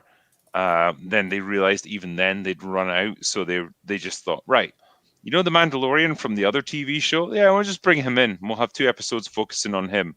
Really? Just to pad out the runtime, and that's essentially what you got. And then we'll just have a really dumb final battle scene where loads of people are just shooting at droids for 50 minutes. But like, I remember seeing something about the Boba Fett going on about like indigenous people. Yeah. Like, wasn't he a bounty hunter? Wasn't he a mercenary? Yep. Yeah, he used to be. The actual well, Boba Fett he was a fell in a mercenary. giant sand vagina and it changed his mind about a lot of stuff. What? That's literally the arguments that the people who like the show make. Right. And so now Sounds he's fighting unbelievable, for like, Sand people rights or something. And not only that, he came out older too. Oh right. Okay. So what you had for like the first like 2 or 3 episodes was like dances with sand people. Yeah. And so he gets absorbed into their culture. He comes to love them, even though they're fucking horrible people that like enslave folk constantly and like torture them. But yeah, he comes to like them, and then he helps them take down a train that's running through their territory and shooting at them. Disney's doing what Amazon's trying to do with Tolkien. They are shifting power structures within George Lucas's Star Wars. Some SJW tweeted that on Twitter, and I thought it was accurate. Sometimes, out of the mouths of idiots, sometimes we get a little wisdom, although it's accidental. And I think she was absolutely correct. That's what they were trying to do. Shift the power structures, because Sam people are people too. Isn't that it? Dude, Isn't pretty that bizarre just fucking it? choice to make when they open with them enslaving him, beating him. Like, what? I don't even. What the hell did they think they were doing? Like, what? The morals of Hollywood now. They don't even know when they're writing like a murderer and a torturer. They can't tell. They don't even know. Well, look at what they did with Marvel, where you had Scarlet Witch in WandaVision. Yeah. It's like, yeah, you're a heroic character. It's like, yeah, it doesn't matter that you enslaved an entire town and tortured them mentally for like weeks on end. Yeah, you had the big sad, so it's okay. Everything's fine. Because you're a woman who's sad, and that gives you the right to torture whoever you like, especially Falcon and the men. Winter Soldier. Like you've got terrorists who literally blow up buildings and burn people alive. Yeah, it's fine because they wanted free stuff. Oh, dude, So what a great okay. comparison! though. Winter Soldier versus Yelena, like how they handled someone who's got a history of violence versus now to back then. You know, like everything's changed with Marvel storytelling. Winter Soldier is like this guy who's completely tortured by all the wrongdoings he's done in his entire life. Yelena's just like, it's chill. It's actually kind of fun, actually. It's like, oh, okay. This happened with Captain Marvel as well, didn't it? Where like Captain Marvel was just, like they put the clip, didn't they, of her like robbing some guy, and it was just like, look, this is the villain. This is the evil person. Sargon, watch your words. That was the Dawn. Okay, like that wasn't just the guy. That was the Dawn. Not just some guy. Oh, sorry. Sorry. I wasn't giving proper respect to the hero of the piece. That's right. Yeah, no, but I get what you mean. Like her portrayal in that movie was like, well, you know, she can do whatever she wants because she's morally righteous because we say so. Yeah, I mean, he was gross and crass, but like, it doesn't deserve breaking his arm and like stealing all his stuff. Well, so do you guys remember that people on that side were comparing him to T2? They were like, "Oh, when Arnie does it in T2, you're all cheering because he's a guy." It's like it's a fucking robot. He's not. He's like a killing machine. Yeah, we're cheering because he didn't instantly murder everyone in his vicinity. Like that was progress for him. Like. Yeah, we should have the seriously. same standards for the fucking psychopathic android with one goal versus the woman who is supposed to be heroic. Like, what is happening? Yes, I don't know. And that's why LA is fucked up. Yes. And that was before Hollywood, but yes, it's a fucked up place. They have no idea. They don't know what's right or wrong anymore. So and they can't write heroes because the heroes are villains to them. It's so weird, isn't it? The total inversion of values. Well, and I've said this Sargon, before, are but you like, telling me you're against puppy play during Gay Pride Parade? Yes. Yeah. But I'm a bigot, you see, Gundam. I've been told reliably over and over. Hashtag me too. we've kind of talked about this before, though. Like when it comes to the people who write movies now, this may just be us like acting like old men, but it's like the generation of writers that we have in Hollywood now are a generation that have never fought in a war, who have never probably gotten into a fist fight with anyone, who have never really like endured any adversity in their lives. They haven't even heard the word no. Yeah, exactly. And they're now the people who are going to write our heroes and the people that we should aspire to. It's like, what the fuck? You haven't earned this. You've never lived a life. You've never done anything worthwhile in your entire fucking miserable, pointless, useless existence. And now we're supposed to look up to the creations that you've come up with? Why should we? I noticed that so clearly in the new Matrix film, Reanimations or whatever it's called. Regurgitation. Whatever the name of it was, just the new one. Because like the scene where they're planning what the new Matrix game is going to be about, right? And you've got this like think tank, the corporate focus group of millennial fucking insufferable shitheels, and they don't know anything. They've never gone anywhere, and like they're trying to abstract out into theory that which made the Matrix good, as if you can create a new story that way, right? And then you see him in the montage, like going through his day. So he's on, like, he gets up early in the morning, has a coffee, goes on the treadmill. He's in the lift. He goes to the office, and then he goes back and does it the same every day. It's like, look, he's not getting any kind of stimulus outside of the glass fucking tower in which he lives. He sees the same people with no original thoughts of their own, abstracting away from something that was original, trying to find the formula that makes it. And I think this was Wachowski, but basically like putting out a cry for help, basically trying to tell us, look, this is why we're fucked, by the way. Look at all these fucking young idiots who have got no life experience and who live their entire lives in cities and have never encountered hardship. They've never climbed a mountain. They're not getting any sensory input from anything that isn't already in front of them or in their phone. And so, like, what do you expect these people to produce? Like, they're not going to produce anything good. They're just going to produce regurgitation after regurgitation. And I looked at the films that were produced in 2021 on IMDb. And I just went through and counted the ones that I could noticeably recognize were either, just a comic they're adapting or a sequel or a reboot. And over half, there were something like 54 films made by Hollywood, and like 30 of them were sequels, reboots, or comic book adaptations. I'm like, my God, that is disgusting, isn't it? What a crippled industry this is. If over half of what they produce is just recycling as the third or fourth or blah blah blah, and I think that's why. I think that's what Wachowski was talking about. Like, look, these people are trapped in this city world, and they don't get any sort of sensory input. I agree. Fluffy agrees. Fluffy agrees. I was trying to think. Man, I'm glad that I'm preaching to Fluffy. Fluffy's loving this. No, always trust dogs, man. I don't remember what somebody was just talking about that in an article too. I can't remember, but it was a reference to the real events, like how we're completely fucked. If with Generation Z, it was an army recruiter in the Daily Mail. He was basically really? Generation Nintendo. He was saying that very same thing. They've been sitting on their asses too much, and if they go out to the boot camp, they're going to get injured now. And this and it's true, and it applies to like real work. That's why they're here in America. There's a high demand for mechanics. That's why trade school is probably much better option for a job than any other. Especially.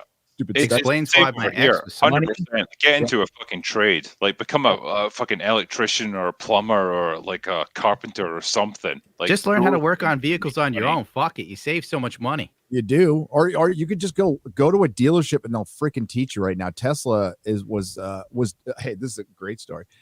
Tesla had a training program for women. They wanted to get female mechanics in there, and you're not even a real mechanic at Tesla. You're changing fucking tires and fluids. That's it. There's no engine to work on. Basic shit. Changing brakes, real fucking basic shit. And they're like, we will pay for your training. We will pay you as much as the men, which is like $100,000 a year starting out, which is good in a lot of places in the States, most places. Fucking amazing. And they could not get any women. You can't get a woman to fuck with brake fluid. I don't care what you tell me.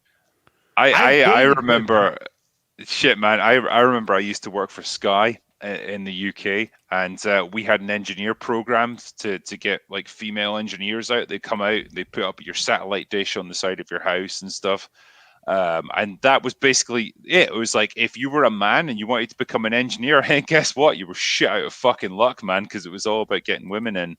And then 6 months later, I kid you not, I was part of another program of like, how can we retain our engineers because they're all quitting? And it was because all these girls that had signed up to get like a break away from working on the phones or whatever, to basically get free training and just shadow someone else. Now they had to do it for themselves, and they had to do actual work. And they were like, nah, I don't want to do this anymore. I want to go back to my original job. Mm-hmm. And that was our job, to try and stop them from doing that. What's the point? That's what it is. It's like, you can't fucking force people. You can't force a square peg into a round hole, man. You can't force women to do labor, you bigots. I think this is it. But Yeah, it's like, it doesn't matter. Like, doesn't matter how many times it fails. They keep trying again and again we have to try give and make women people a do shot things to they're work not supposed to labor. do. Women don't want to do that. Every chick I've ever dated hated that. I remember I was working on my motorcycle, and my girlfriend at the time was like, "What are you doing?" And I'm like, "I'm changing my coolant on my motorcycle and the oil." "Why don't you just pay someone else to do it? It's so stupid." And I'm like, "Why would I pay a store $200 to do something I could do for fucking 20?" I'm sorry, I'm going off into my own tangent. No, you're right though. You're exactly fucking right. Like that. That would interest you. You'd be like, yeah, I can just learn how to do that. It's not that fucking hard. It's designed to be done by people that are dumber than me.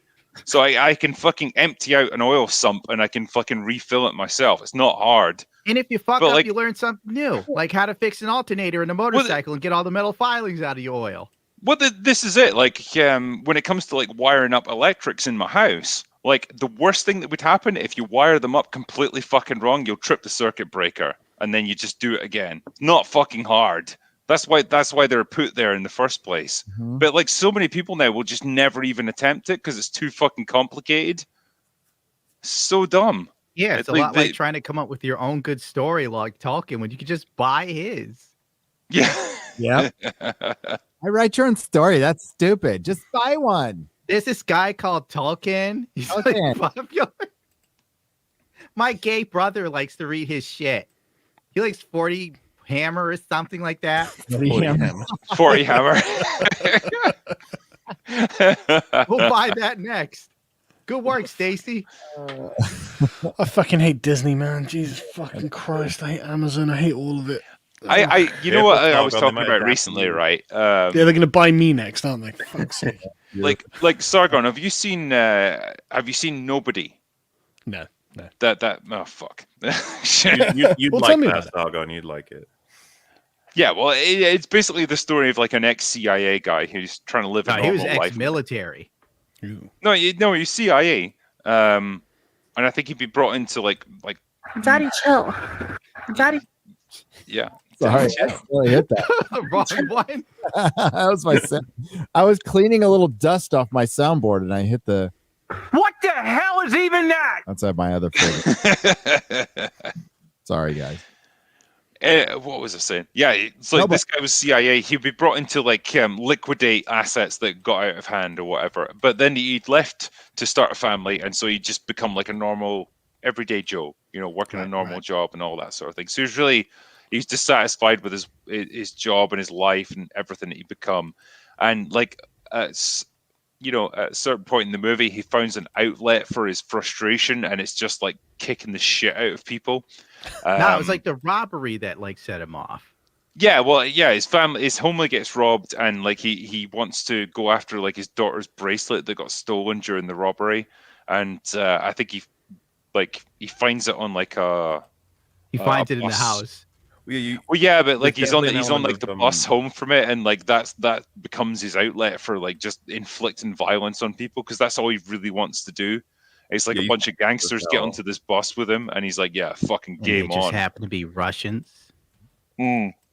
Why are the Russians always portrayed as the bad guys? I wonder. It's so They strange. just fit so well into it, But yeah, that became like, this became this awesome like fight scene where he's like beating the shit out of people, he gets stabbed, he gets beaten, he gets like knocked down, he gets thrown through a fucking window, and then he just gets back into the bus and just goes at it again. Like, it's absolutely brilliant fun to watch. Yeah, if you But don't then I watch the compare movie, that watch to scene. I compare it to the Disney-fied version of it, where it's like a movie like Shang-Chi, where people beat the shit out of each other. Nobody draws a drop of blood. Nobody gets teeth knocked out. Nobody like even gets their hair messed up. They're just punching each other over and over again, doing a bunch of like generic kung fu moves, and it's so boring to watch because there's no stakes. That movie broke down barriers of color. It was a triumph, Gundam. It was a triumph. Absolute triumph. It didn't, right? I actually looked into this. Like the director and the showrunners were very insistent on making sure that everyone on there was ethnically Chinese because it was set in China, right? And I don't object to that at all. That makes perfect sense. But they don't do that with anything else, do they? She was in San Francisco. Well, yeah, but the character's from China. Yeah, they go to China later. Yeah. And so like the director was saying, no, we're definitely going to have a Chinese guy here. This is going to be Asian representation, blah, blah, blah. It's like, yeah. So that a Chinese character should be played by someone from China because otherwise it doesn't make sense. So tell me about the Black Dwarf, tell me about the Black Elf. Like, how does that make magical sense? Creature, Sargon. Yeah, exactly. Magical Northern European folklore. That's definitely someone from Africa. With the haircut. Oh, fucking hell, yeah. Yeah. He doesn't even have dreadlocks or anything. It's like, it's just short back and sides. Yeah. Like, straight off the fucking Buzz barber cut. on the high street. I mean, I'm listening to an audiobook of Lord of the Rings at the moment, actually, just because it's come up and I'm so, okay, it's been, years since I've read it. I was a teenager since I read it. And like the elves, they're very obviously magical. They've got long magical hair, and the hair is important. Like there's a sort of mythological element to it. And that is just totally ignored, and they don't give a fuck. And it's like, okay, All right, just fuck off. You know, you guys hate whatever it is you're dealing with, isn't it? It comes from hatred. It comes from a contempt from the property that you're working with. And the thing is, I think in their minds, I think they're excessively online people, and I think that a lot of them are thinking, yeah, those fucking bigot, racist, white supremacists, fuck them. You know, I think a lot of it's that. Yeah, absolutely. Well, yeah. Eric Larson, who was the editor, I think he still is the editor-in-chief of Image Comics, came out on Twitter yesterday and said, just make the Punisher gay. That will own the right. Totally own the right by making the Punisher gay.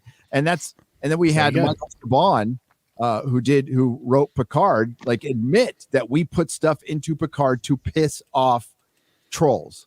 That's what he used. But we all know what it means. The people who disagree. Yeah. Dude, that's the height of writing these days. Make them gay. I don't know. That'll do it.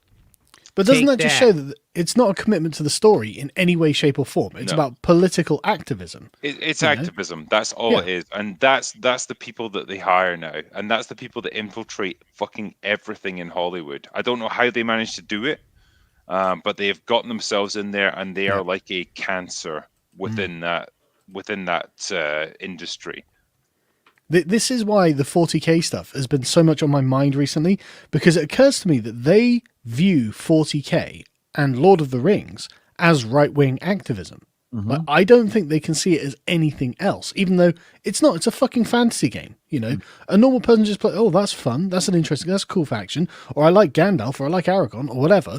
Like they don't think of it as political, but these people see everything as fucking political. And as soon as you start seeing everything as political, you're like looking at the Space Marines, going, oh my god, these are right-wing Nazis. We have to get these diversified and inclusive and liquidate the faction. You know, it's about the breaking down of these boundaries, and so standards are lowered so that it's inclusive to everyone, even Slaneshi cultists. It's like, for fuck's sake, they do this on purpose, and they know that they're doing it on purpose. Well, I think it's like the old saying, you know, when all you've got is a hammer, pretty soon everything looks like a fucking nail. Yeah, and that's exactly what they see. Every fandom, every subculture, every like hobby has to be this thing that has to be hammered down and made to conform to exactly what they want it to be.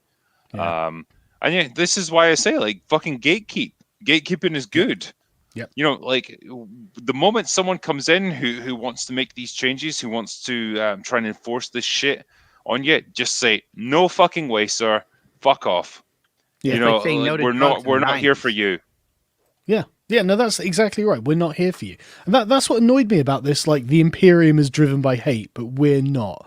Like, it's like you're accepting like the antithetical narrative to your entire franchise. Your franchise is evil and needs to be like left wingified, and they're like, oh yeah, good point. Yeah, I mean the Imperium's evil and right wing. It's like, well, I mean maybe, but it's a fantasy. Shut up. You know, like for fuck's sake, it drives me mad. I think this is the problem that we have. It's like, ultimately, we are not creating anything particularly good and new in our own culture, and we are looking back to the things that previous cultures did, but wanting to critique them and say, like, well, they were okay, but they need to be modernized so that we can accept them now. They need to be improved because we are the arbiters of what is a good story now. And so it's those twin strands of bullshit that are leading us down this path of just like producing absolute garbage, where not only do we not produce anything new and good, but we take the things that were good in the past and subvert them and fuck them up so that they become acceptable now. And you notice there's only one standard now, right? Like, did you guys see that Amazon Lord of the Rings superfan thing? Well, it's funny you should mention that, Sargon, because we talked about that. Yeah, you saw it, right? And so you see the people, and like you listen to the things they're talking about, and it's like, what the fuck am I supposed to take from this other than they're very happy that there are black people in it? Like, that's the standard. You know, oh, I see myself, I'm represented. It's like, no, you're some fucking pleb, that's an elf, or meant to be a high elf or whatever, or a sylvan elf. You're not one of them. Yeah, you're not one of them. You're not even vague. I don't look at you and think, oh, elf. I think, oh, fucking Generation Z loser. You know, like, Jesus Christ, stop fucking talking is what I think. You know, like, I don't think high elf or sylvan elf or dwarf or anything like that. I think fucking insufferable prick. And so it's just like, you're not represented. But the thing is, these people are just such racists. All they can see is the skin color. I tried to make this point, like in my video when I talked about this. And I'll try and give the concise version, but basically, like, yeah, I totally understand the desire to give minorities, better representation in movies, because in the past, like in previous decades, it's not always happened, and it's sometimes been prejudice against them, and they've sometimes been stereotyped and stuff. Totally get that, and that was shit. They deserve a better chance now, and that is good. But it can't be done everywhere in every situation. And there are certain situations where you just can't make it work. Like, for example, we in the UK had a Channel 4 show about Anne Boleyn, one of the wives of Henry VIII. We have historic paintings from the time, so we know exactly what she looks like. Yeah, and she was played by a black woman in this show. Ridiculous, completely historically inaccurate, but they did it anyway. And that would be an example of like, well, that just doesn't work because you're going against historical, verified facts. Well, sometimes history is bigoted. Well, but that's the point, isn't it? This is it. And like, you can take history and say, well, that was, maybe medieval England was a fucking very ethnically homogenous culture. It was. Yeah, that's not a good thing, but like that's just the way it was. And if you're going to represent it, you have to be accurate about it. I would say that's neither good nor bad, right? It's not a moral judgment. Exactly, it's just reality. Yeah, exactly. It's just the way things are. It's not good or bad. It's not designed, you know. And it's the same with Tolkien, where he said, like, okay, if we're going to have this race of elves, they are explicitly described as fair-skinned. They generally have blonde hair, sometimes like raven-colored, but that is how they are described. That's how they that's how he envisioned them. That's what they are within this context. You should honor that. It's not up to you to go saying, well, we need to have more diverse elves or dwarves or whatever because it fits with the modern representation of what we want in our culture. That's irrelevant. That's not what he wrote. That's not the world that he created. That's the world that you are working in. You might not like it, but there it fucking is, my son. That's what it is. Representation to be something almost childish now. You know, like with little kids, when you see them watching a show and a character on the show looks like them and they scream, "That's me!" I mean, it is exactly childish. Like, well, you know, my son is 7 and he literally does this. Yeah, that's what we're dealing with the adults now. We have a lot of grown-ass kids. Yeah, we've got Mauler, we've got Sargon, we've got me on the stream. We're all British people. Like when we watched Star Wars as kids, right? We saw Luke Skywalker. We identified with him.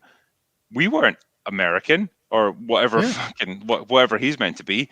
We were probably like 5 years old at the time, so we didn't look like him or anything. Well, I was watching. We Blade. identified with his story because that was what was presented to us. We didn't need him to fucking look like us or be like us or talk like us because we weren't that narcissistic back then. It's not just that as well, because it's the moral sentiments of the character, right? Because like I really enjoyed Blade. I like never read the cartoon, the comic or anything, but I really enjoyed the film of Blade, and I liked Blade's character, right? And because the thing is, because they're sort of like stoic characters, there's not normally something to it, but Blade had something to it, and I enjoyed the character. And like, you know, there are loads of like, you know, Fresh Prince of Bel-Air. I used to fucking love Fresh Prince of Bel-Air when I was like 13. I was never thinking, oh, they're black. I was thinking, oh, Carlton's such a cad or a card. You know, Will Smith is so amusing. Uncle Phil, he's going to whip his ass now. You know, they're characters. So they're human qualities that they exhibit that are universal human qualities. You know, in all times and all places and all cultures, humans are, you know, selfish, greedy, or generous and loving and kind. And so it doesn't matter what the person looks like. It matters how they behave. That's what I relate to in the character.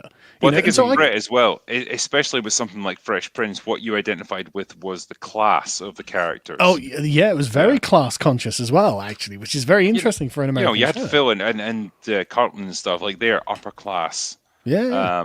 They're wealthy and successful and stuff. Will is obviously like working class from Philly. Yeah. That's what British people are going to understand there, because that's very prevalent in our society. And imagine just like blankly saying like, yeah, a lot of my friends liked French Prince of Bel-Air. I just couldn't get into it. It's just mainly black people. You're like, excuse me? Can you even imagine though? But that's literally what this Amazon fucking super fans, they were like, yeah, I couldn't get into Lord of the Rings because they're all white. And it's like, sorry, you're just a racist. Yeah, that's man, what you are. Well, I literally just I put up a video just when we started this stream, and it was like a big like litany of black actors, like American, British, whatever, like throughout the 80s and 90s who are massive. And it's fuck off, dude. You did not grow up without black actors on screen. Like there was this is the narrative. Tons of them. This is the narrative. I can't fucking stand. Oh, look, it's the first black comic book. It's the first. It's like, are you fucking serious? Like, I can't think of a film that I love during like the 80s and the 90s that wasn't diverse. It's just, it was never shoved in your face. That was never the point of it.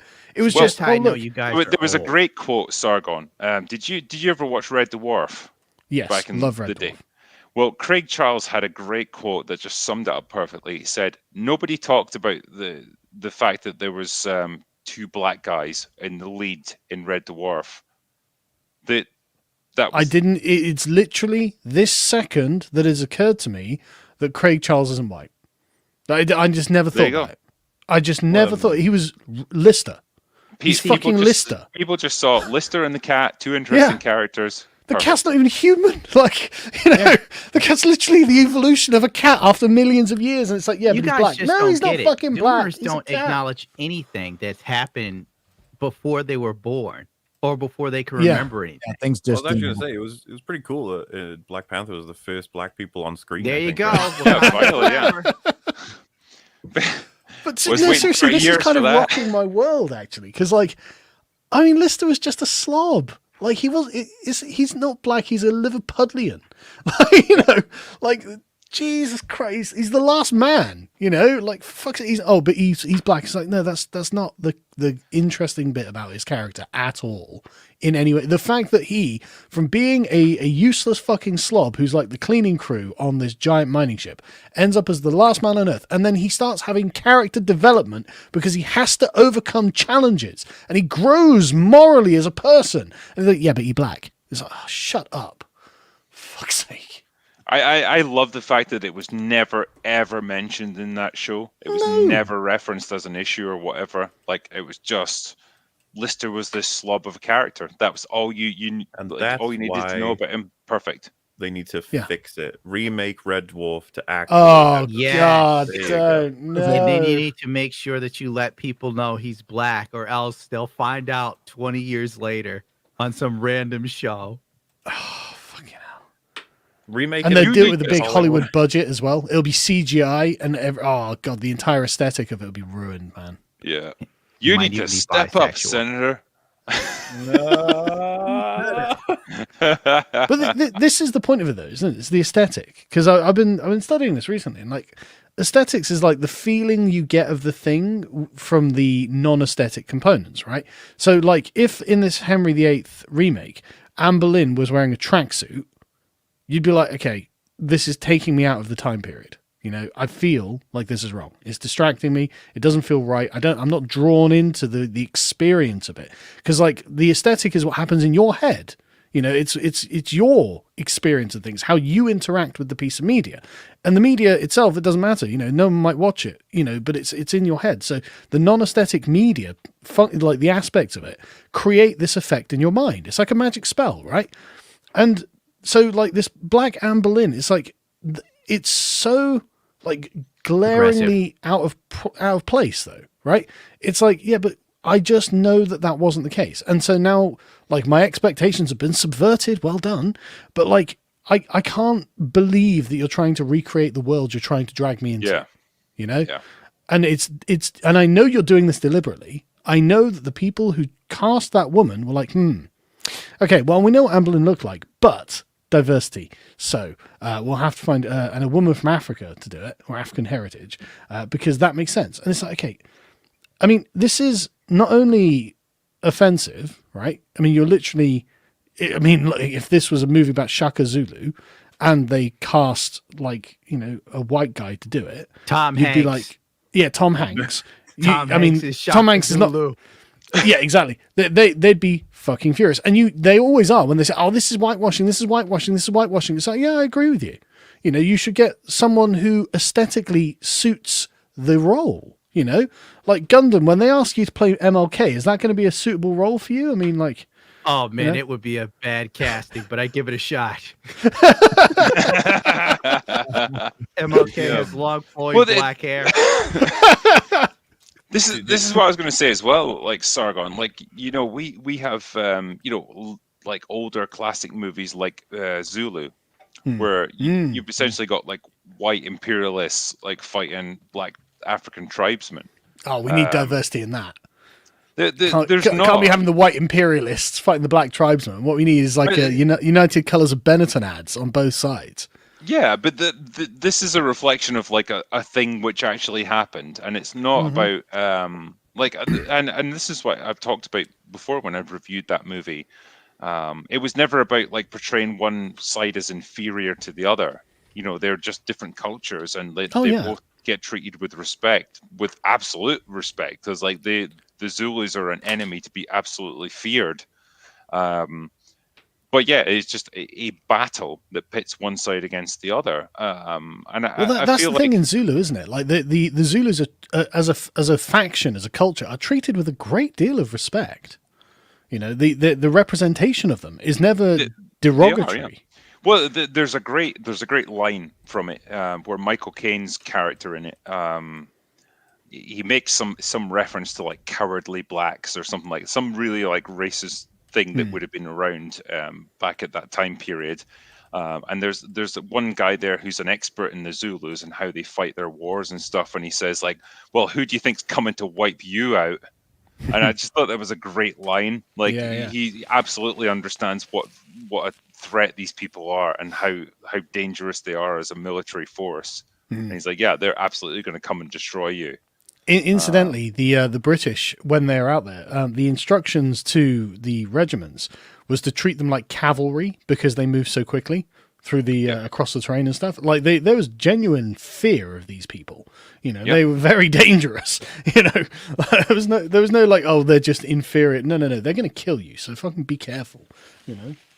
But again, like that's a film that couldn't be made now because it would essentially depict like technologically advanced white characters prevailing over or primitive black people. Yeah, but that's not what the movie's trying to tell you. But it's like that's the actual historical underpinnings of it. Mm-hmm. But you are right. That's not the purpose of the movie, and they wouldn't understand that. Yeah. No. But it's a shame. I mean, it's good that the film got made originally. Like that's what we've ended up with. This is what I was thinking about with like the actress playing Anne Boleyn, right? I was thinking about this, like, look, has she been told that by the showrunners or whoever's casting it is like, look, basically, right, there are a bunch of people online who are trolling us and we fucking hate them. And we'd really like to put you in the role of Anne Boleyn. And you'd think she'd be like, well, me? Why me? I'm very dark skinned. I don't look like Anne Boleyn. That would be a bit offensive. I'd feel like I was kind of, getting in people's faces about it. It'd be weird. I would be aesthetically the wrong choice. Like, it would seem disrespectful to whatever you were making to deliberately like flaunt the properties of the people involved in it. Again, just with anything, and so like, why isn't she like, I'm not going to take that. Is it just a payday for her? What? What's going on? I'm sure it is. Most of them, it's a payday. Like South Park, we can put her in whiteface, can't we? South Park just did an episode on this where Stan's dad, Tegrity, he sells the Tegrity weed, and he goes to a meeting, and they're like, "Yep, biggest problem in weed distribution now is there's not enough representation. So you need to get more black friends." So he goes and he tells his son to hang out with Token's parents, and they invite him over for dinner, and they just start taking pictures. Do you mind if we take a picture with you and put it up on Instagram? And they're like, even the parents are like, they're taking pictures of us so we're their black friends now. Well, you were talking about whiteface mowers. Like they put Halle Berry in whiteface for Cloud Atlas, didn't they? Like, because she was playing like a white woman at various times throughout that. Look, Gary's made memes about this before. It's really funny. Cast a white man as T'Challa in Black Panther. Do it. Yeah. Do it. Yeah. Make it Chris Pratt. Oh, boy. Yes. Hey, this was the best thing I could do to equivalate all of this. Like, it was to say, like, okay, say we do Black Panther 2, right? And there's a bunch of like Asian guys hanging around in the background in Wakanda, and everyone just acts as if they've always been there. Or you've got some drama set in feudal Japan, and there's a bunch of white guys there.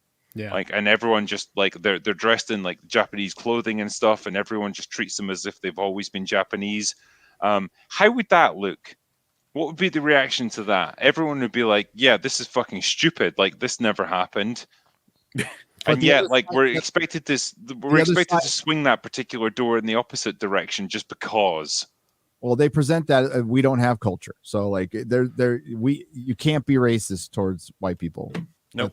That's the whole mentality. It's there, you know, when you're changing the definition of terms, you're changing culture. You're just trying to change reality. And that's all. It's all in like 1984. It's the whole guidebook. This whole thing. Well, yeah. Once you change the language, cold racism is happening to you, but then also commit racism. You're like, yay! I'm the best. This is great. Yep. But like, surely we would argue that if Chris Pratt was offered like the role of T'Challa, right? Because the guy who played him died, didn't he? He would say no. Yeah. Yeah, but it's not just he would say no. He would be morally obligated to say no. Like, everyone would be like, Chris, you shouldn't do that. Like, that's an important character. It has like totemic significance. You're not the guy for that. Like, that seems like a fair thing for me to think. You know, it's like, you know, he knows he shouldn't be doing that. Well, this applies to everything, doesn't it? Like, exactly.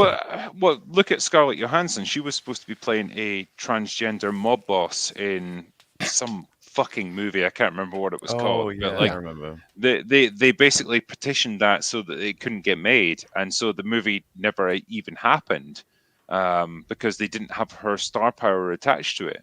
Whereas, like, call me crazy, but I'm pretty sure the idea of an actor is that they can portray people that are not them.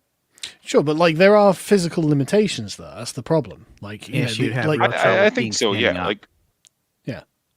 So I mean, it depends on the role, obviously, but I mean, you know, it's not necessarily unfair to say, well, she doesn't look like she's transgender. She looks like she's obviously a woman, so it's not going to fit. It's going to throw people off. Blah blah blah, and fine, you know. But that same principle then applies to all of the sort of blackwashing that they do of everything else, you know, and so there's no consistency. It's all and if it was accidental or just incidental, then I wouldn't care. You know, like there's a film like in the 70s where there's this black guy playing a Viking, right? And you can tell that it's just like, look, we need a bunch of big burly guys to get the local football team or something like that. And one of them's black. It's like, oh, it doesn't matter, just stand at the back, no one cares, right? And you can tell that this isn't like subversion or an attempt to offend online trolls or anything like that. And so it doesn't matter, you know? It doesn't make any sense, but it doesn't fucking matter. But it's because I know that they're doing it specifically to hurt people, to offend people, to destroy properties and stuff like that. I'm just like, I just can't stand this. Like, I can see the evil will at play. And it's like, come on. Like, I don't know. Well, here's a good example. Like, Robert Downey Jr. In Tropic Thunder was a great one. Because, like, he was playing a pretentious actor in blackface who thinks he can play, like, any role. And it was a fucking incredible performance. It was great fun. But, like, again, like, that would never be done now. It's like an intellectual trap, that film, because everyone sees that and then they don't know the context of why he is that way, and so they'll just be like, "This is horrible and terrible." It's like, you don't understand. Yeah, it's Twitter did get pissed off about that for like a day or two, not realizing what it was about. It's pretty fun. And they keep doing it. It's a cycle. Every once in a while, they come back to it. Yeah, it's like every year or two, like another generation discovers Robert Downey Jr. in Tropic Thunder, and they're like, they get mad about it. What is Iron Man doing? Yeah. Hashtag not my Iron Man. Yeah. It's like, do you not understand what the point of that role was? Like, they don't care. They don't bother to look into it. Underrated comment from chat says, I don't know, man. I want real goblins playing goblins in movies. Like, hell yeah. Yeah. Get them real goblins. They're around. You can find them. Literal vampire potbelly goblins are hobbling around coming after us. Here's the best advice we can have for life. Never go full retard. Never go full retard. You're allowed to say the R word these days. I don't even know what's forbidden anymore. Oh, bro, scum. Look retarded, act retarded, not retarded. Look retarded, act retarded, not retarded. I'm telling you, Robert Downey Jr. channeled my Uncle Dabo so much, I feel he should fucking sue. Oh, I love it. I love that movie. I love his performance in it. Well, there's a great interview with him and Joe Rogan where they talk about how they can't make it, and I think the interview was from 2 years ago, right? Mm-hmm. We're talking about it, yeah. And that movie's not that old, and we'll know we're okay when we can make a movie like that again. So never. We'll Tropic Thunder 2. That's when we're okay. Yeah, that's when we're okay. Yeah. That's everything's right with the world, and we're returning to the golden age. That's what we're fighting for. That's our goal. Wait, I think all you want is just like a little bit of flexibility and a little bit of irreverence in terms of what you're allowed to do. And I feel like we just don't have that now. I just don't want fucking left-wing lunatics trying to tear everything apart. I'm just come on. While telling you communism is great. Yeah. Communism's great. Check out my gender pronouns. But also you're a bigot. Oh, fuck's sake. I don't know, Sargon, if you've ever seen this, but like some of the threads that went around on Twitter about like what will you do once the communist revolution happens? Oh God. They are absolute comedy gold where people were like, oh yeah, I'll probably I'll work a couple of hours in like a job of my choosing, and then I'll just go and like, garden, work on the farm, write some poetry, whatever. It's like you've clearly never lived in a socialist state in your entire life. You're just going to have some guy screaming to mine more coal, okay? Just get on with it. Yep. Well, then they usually just like respond to that with a picture of a guy with a submachine gun going like, that is funny, comrade. Now face the wall. Yeah, that'll be that. But man, the thing is though, when they're like, oh yeah, I'm going to work in the job of my choosing, then I'm going to write poetry. What's stopping you from doing that now? Exactly. This is the best system to be lazy in that's ever. Yeah. Yeah, they're taxing the fuck out of me so you could be a fucktard. Yeah, exactly. Fuck, man. Don't even get me started on taxes. Holy shit. Yeah. Fuck no. It's so real. I pay less now. I am very grateful I live in a country where I can move from one state to another and pay a lot less taxes. Oh, where did you go? Does it vary between states then? Like when you're in America, like you can go from one state to another and pay less tax. Yeah, California and New York have unbelievable taxes. New York is retarded. They got rid of the gangsters so they could fucking shift me. You're right, Joseph L. Yeah, I moved from California to Texas, so much happier now. Yeah, I don't know if you've done this, Sargon, but like in the UK, you just like open up a company and like that becomes your tax haven essentially. Well, because I've done this obviously. So like, no, you still have to pay tax on your income. Like, you do, but it's less, like way less. No, because what it is you're on the PAYE system, right? So every month you get whatever you've earned for the month. And then that goes through the payroll, and then you've got to pay whatever tax, depending on the bracket you're in. And the thing is, it's not even that much, right? It's like if you earn more than $3,000 a month, then you're in the top tax bracket, and that's 45% of your fucking income. Oh. Yeah, but then but form a company, man, you pay a corporation tax. It's like 7%.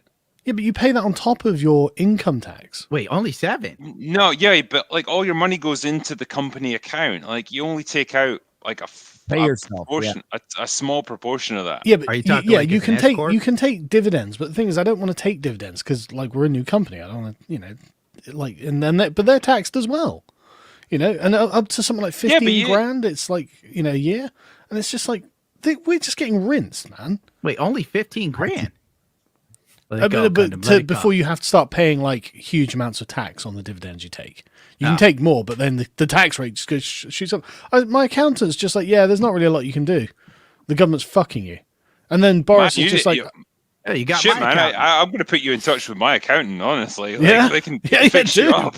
Dude, if you've got a way, I'm open to hearing it. You know. Yeah, like whatever goes into the company, like that's corporation tax. But like you only need to draw out what you need to live on, and like the rest of it is like tax free. That can just go into like a pension or whatever. Yeah, I know this is boring as fuck. I can't believe I'm talking about this on the street. Chat, don't worry, hang on, chat. You'll get there. Yeah, I'm telling you how to defraud the UK tax system here.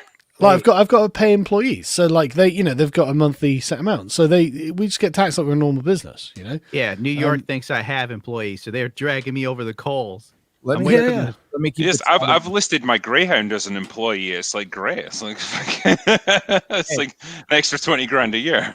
I can write off my Lord of the Rings 4K for research. So there, I keep the chat into it. Lord of the Rings. I said Lord of the Rings. Yeah, there you go. Lord. Star Wars, Book of Boba Fett's bad. There you go. They're still up. Yeah, there you go. I hate my life. I drink to dull the pain. Doesn't California have like a leaving tax? They tried. They tried to if you are extremely wealthy, which I'm not, they would tax you 10%. Which is ridiculous to fucking leave. Oh, did it? New York City and New York did something like that. And wait, what? Yeah, I'm pretty sure. Or they tried. I don't know if they pulled it. I don't know how you pull that off though, because once you leave, you leave. It's like, come and fucking arrest me, you out shits. of fucking New York. Great. Yeah, they're gonna send the fucking Texas Rangers after you. Yeah. But it's not unbelievable. We're going to try and tax you if you try and leave our high tax state. Fuck off. It doesn't surprise me one bit. It's so grasping. It is such a shit place to live, California. Like I don't even understand what the attraction would be in the first place. Like New York isn't even far off from California. Well, it never used to be this way though. California used to be Republican, right? And so it used to be really prosperous. And like I was just going back, like listening to like old Green Day songs, and they're like talking about California as if it's a prestigious place to be, and I'm like, wow, that aged badly. California's a hole now. California's the new Detroit. Yeah. Changed my mind. I live well, there. I mean, San Francisco seems like an absolute fucking shit tip. Same as LA, man. Like it's so weird. I've been to LA, I've been to San Francisco, and it's so weird. You can literally walk down a straight line down one road through a tent city, through, disgusting shit-strewn streets and needle-strewn streets, then into Beverly Hills, and there's just no barrier. You can just walk in and suddenly you're among these mansions. And I was just walking around like, holy fuck, man. This is just so weird. And they're all like, oh, we're so progressive and left-wing and blah, blah. It's like, we care about wealth inequality. It's like, I've never seen wealth inequality like this. But it's mad. Yeah, that's L.A. Kennedy. Yeah.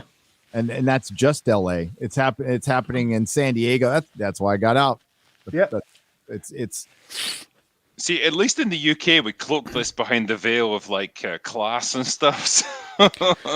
There's something to like hide behind, I suppose. This happened to California in like just 2 decades. That's all it took. California used to be a state where it shot down every tax proposal. I mean, it was good luck getting a tax proposal passed in the 80s and in the early 90s. Just didn't happen. And it went woke. Then it went woke and it redistricted everything. They changed all the districting for the voting, and it's just permanent now. It's a permanent one-party state. It's mad, isn't it? Could we do it? Because I was just thinking there's a shit ton of super chats that have come in while we've been chatting here. Could we do a couple of them? Sure. And see how we get on. The Outcast creative said, the tweet: a rising actress is fired from a sci-fi TV show. Audience will vote if to reinstate her. The next stage play from the Outcast creative is in October 2022. Comp tickets for Drinker and Gary's beard. So I can go and your beard can go, Gary, but the rest of you can't. I'm sorry. That's all right. My beard often travels without me. Ghost in the Craig says, hell yes, just discovered the Lotus Eaters podcast and it's just awesome. Oh, thank you. We're very proud of it. We work very hard. Thank you, Carl. Cheers, Drinker, my boy Gundam, and the new Gary Texas Ranger. Yeah. Chuxenhausen said, "Hail Drinker! First off, thank you for bringing back Dr. Weir Scream for Jurassic Farce. Second, hope you're starting watching Reacher. Also, I saw Geeks and Gamers video with Odin and the chats. Is right from our Cobra Kai livecast. I do look like Odin. Okay, discount Stingray out. Yeah, he does have a big beard and he's got a shaved head, so I'll give him his due. He does look like Odin." Mikey Gusler said, if you have HBO Max, look up the film Airheads, starring Brendan Fraser, Steve Buscemi, and Adam Sandler. That's it's an absolute classic. Absolute classic. They take over a radio station, don't they? Yeah, it's the most 90s film ever. Yeah. It's about a rock group that takes hostage a rock radio station to play their song. The band's name is the Lone Rangers. Yay, there we go. Yeah, I remember watching Airheads. Good stuff. It's got the dude from Short Circuit 2 in it as well, as I recall. Stout Stag said, "Hello all. If you could watch one film from a parallel Earth with casting that almost happened in ours, what would it be? E.g., Tom Selleck in Indiana Jones." So if you could recast any movie with any actor and you had a choice, what would you like to see? Bruce Lee and Shang-Chi. Oh, that'd be fucking awesome. Yeah, but he'd be in a shitty movie. Well, Bruce would fix it. He'd make it good, yeah. And make it in the 70s. Yeah, that would have been great. I would have been a better actor. I'll have to think about it. Somebody else go. Yeah, Nathan Fillion, Uncharted. Sorry. Oh yeah, there you that's go. A good one. I would like to see Carl Weathers in Falcon and the Winter Soldier, taking over the role of Falcon. If I could take any actor from any time period, that would probably be it. Oh, that'd be awesome. Mauler, do you have one? I'm trying to think. Like, there's so many that have come and gone. I'm like blanking for some reason. Too many. I would like to see Luke Skywalker in The Last Jedi. Yeah, I'm totally blanking as well. That's a good one.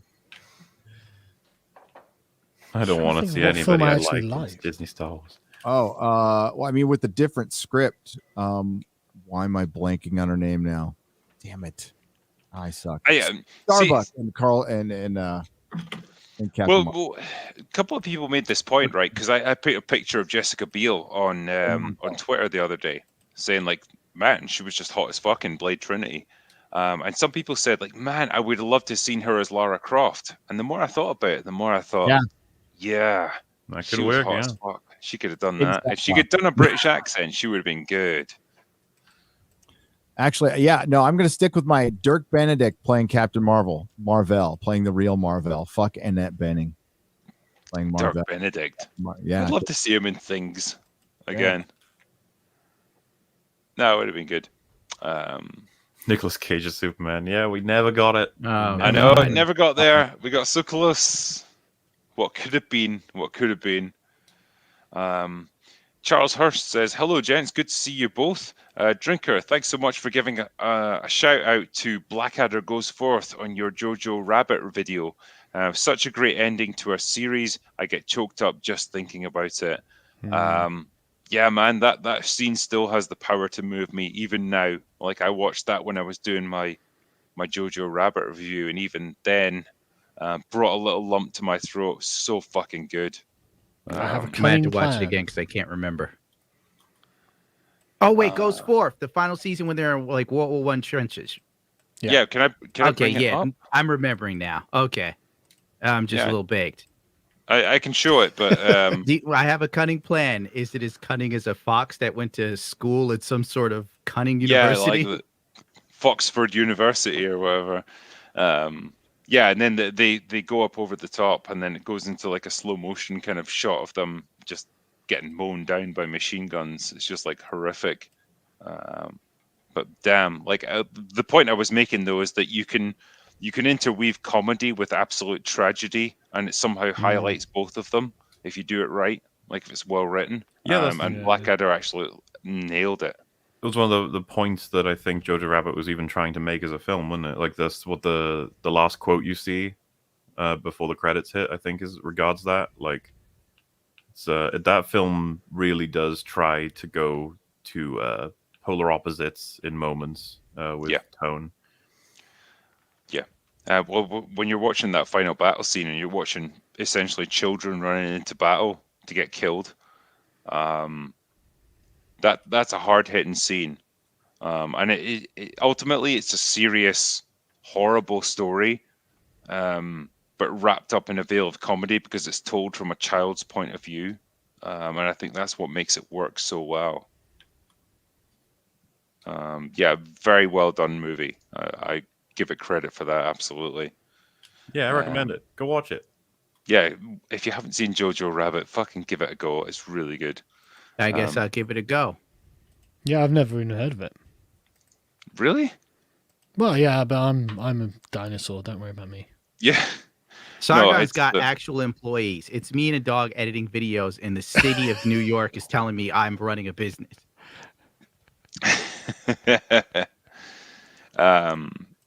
Next thing says Stout Stag.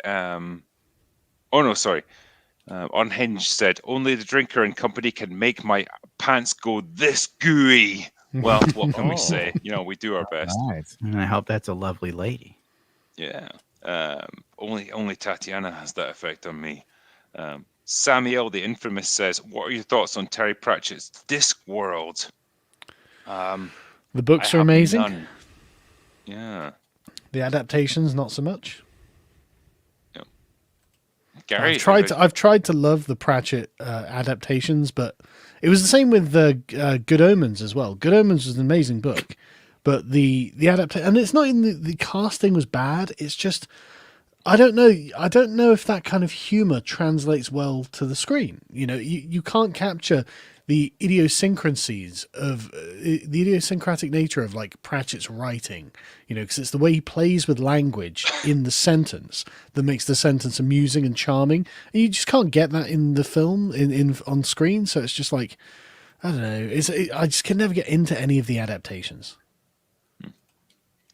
Has anyone else ever seen them at all? I watched Good Omens. Did you ever read the book? No. No, but I wasn't. The book's fantastic. I wasn't super impressed with the show, and I think I agree with you. The casting is on point, but like I'm not sure about the writing, or rather the show. Sorry to interrupt, Mahler, but like the show did everything that every fucking show has been doing for the last 4 years. It really leans into the intersectional, like the woke shit. It leans into woke shit, making God, you know, a female voice for God, which is just like so tired now. Like everybody does that. It's like, do a dude. That would actually mix things up. And it did affect things. And the casting, it was fucking brilliant casting, man, for the most part. And yeah, I love the book too. And that's I'm not super familiar with Pratchett outside of that book and his work with Douglas Adams. But I think I've read literally every Terry Pratchett book. I was a huge fan when I was a teenager and like my 20s. And they're really good books. You know, they're very interesting, very well written. But all of the adaptations just kind of suck. I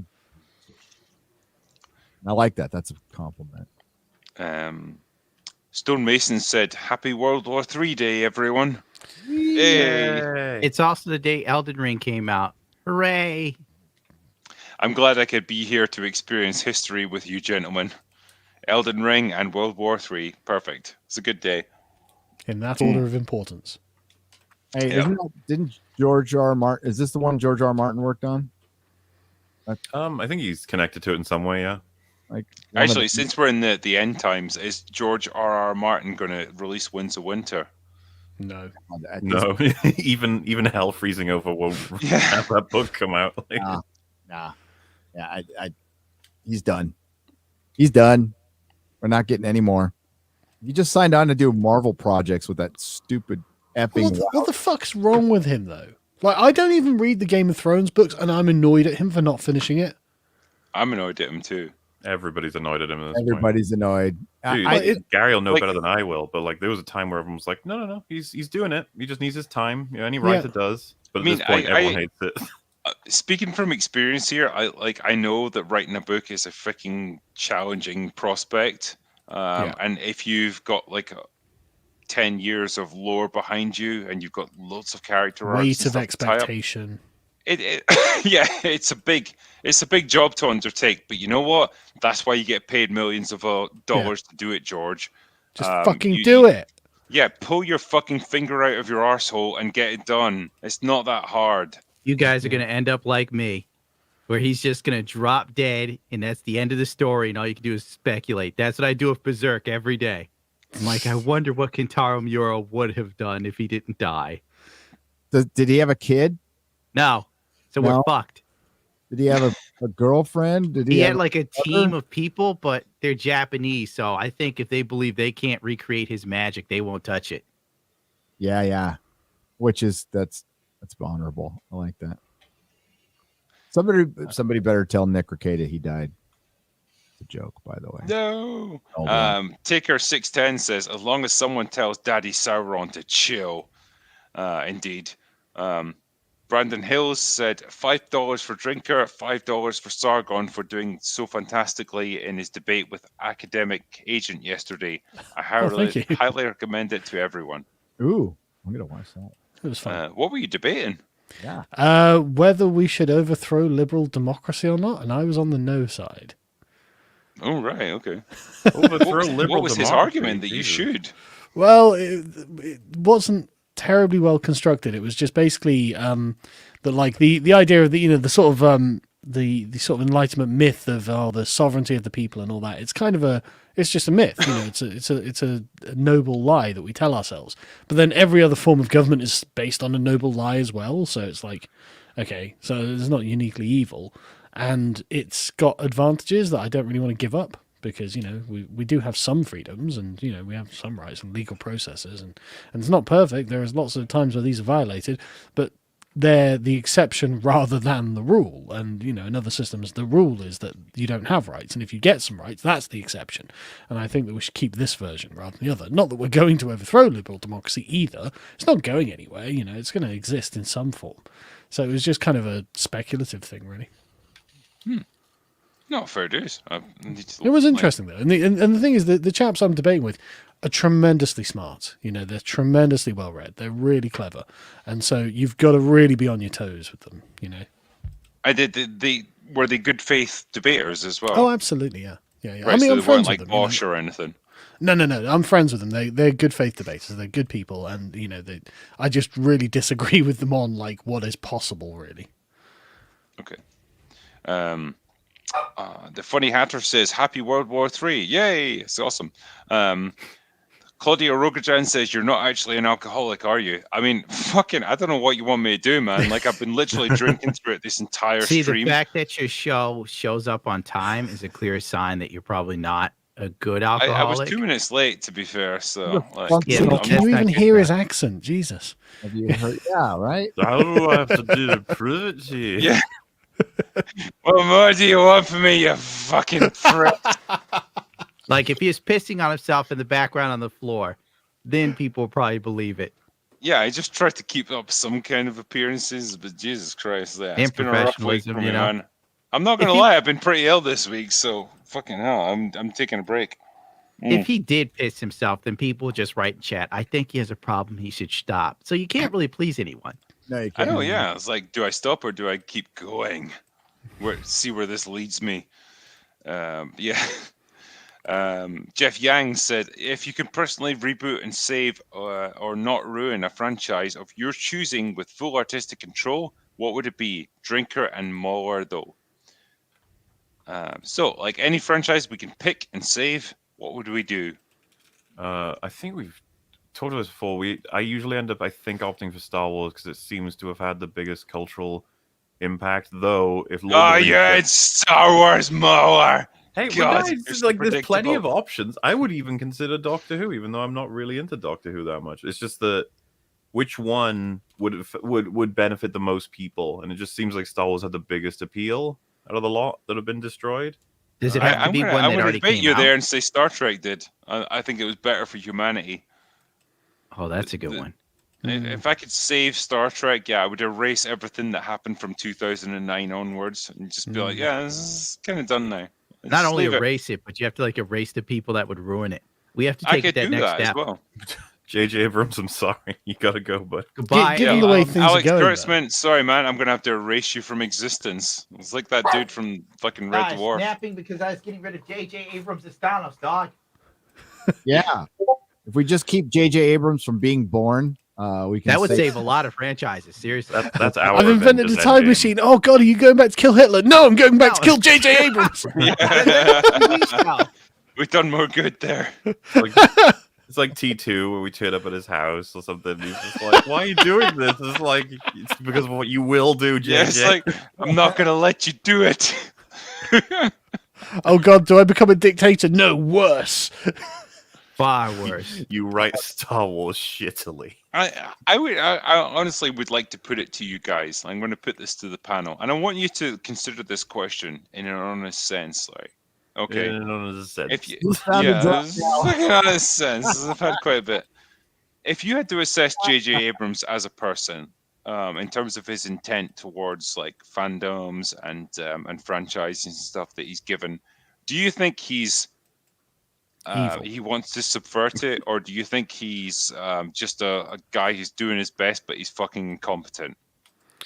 I think he's mediocre. I lean towards incompetence. Yeah, I'd go with incompetence before an attempt to subvert. So Spielberg. So you think he's like a well-meaning idiot, basically? Yeah, he wants to be Spielberg, but he can't because he doesn't have the creativity or talent that Spielberg had. The brain. I think he's a highly manipulative Hollywood douche with no talent. That's not because even he must have started out with something. He must have started out with some kind of creative spark that got him noticed. He got one of the rings of power. Fuck. Yeah, he babysat Spielberg's kids. So he got anointed by Spielberg. Really? I think he got he ran television shows good enough to get on ABC's, with Alias. Yeah. And he was a good enough television guy, but like getting into movie directing was way beyond, and writing. He's a terrible fucking writer. Oh yes, he's bad. But what he's done behind the scenes since then, he comes off as this gosh golly nice guy, but no, man, the guy's like he's a freaking shark. He's Satan. Oh, okay. Yeah. I did not know that. Yep. No, if Gary says it, I trust him. You see his BLM statement while the shit was burning in America. Bad Robot put out a statement saying no more white comfort. I was kind of busy avoiding protests. Holy shit! Imagine if, like, during the fucking death of George Floyd, they put out no more black comfort. Yeah. Fucking hell.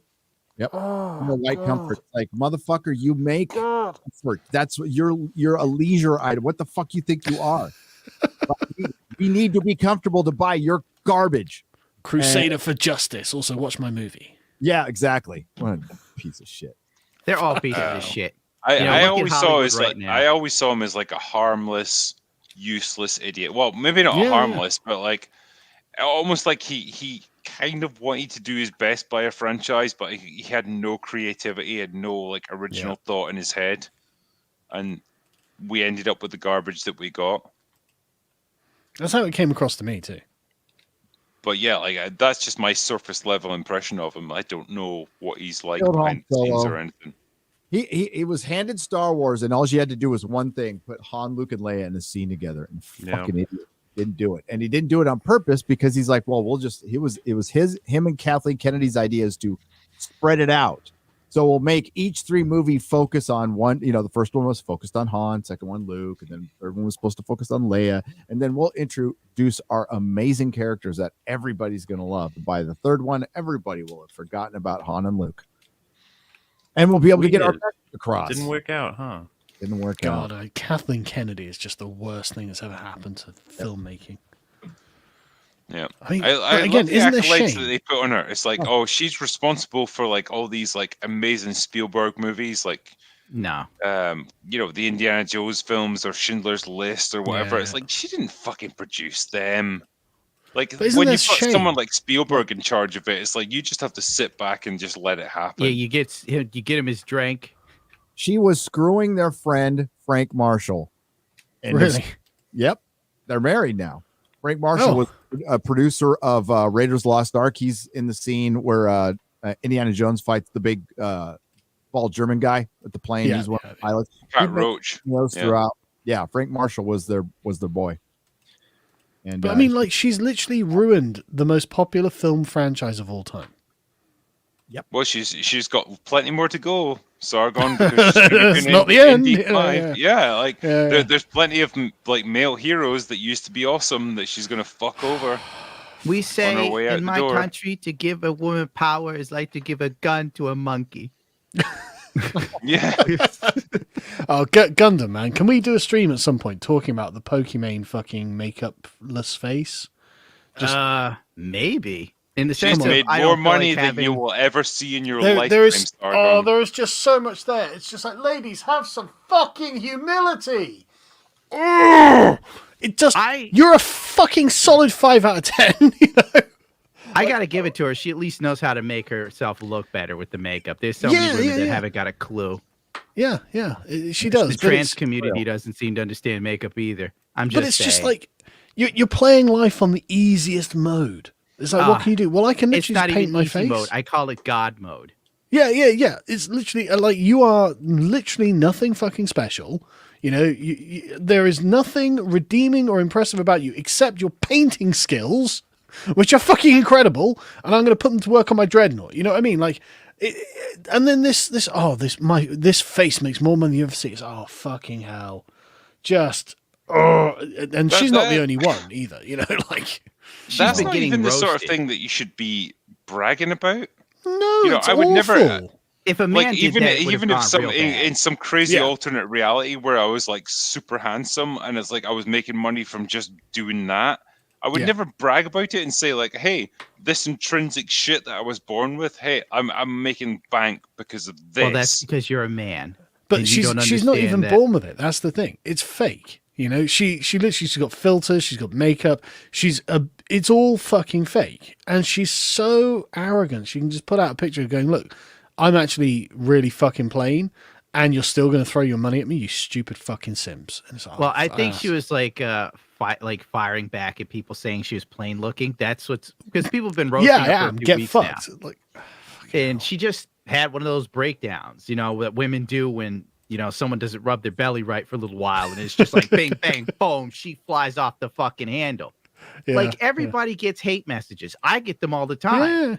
Yeah. Sometimes I read them before I go to bed to keep me humble. I read them generally to help me sleep well at night.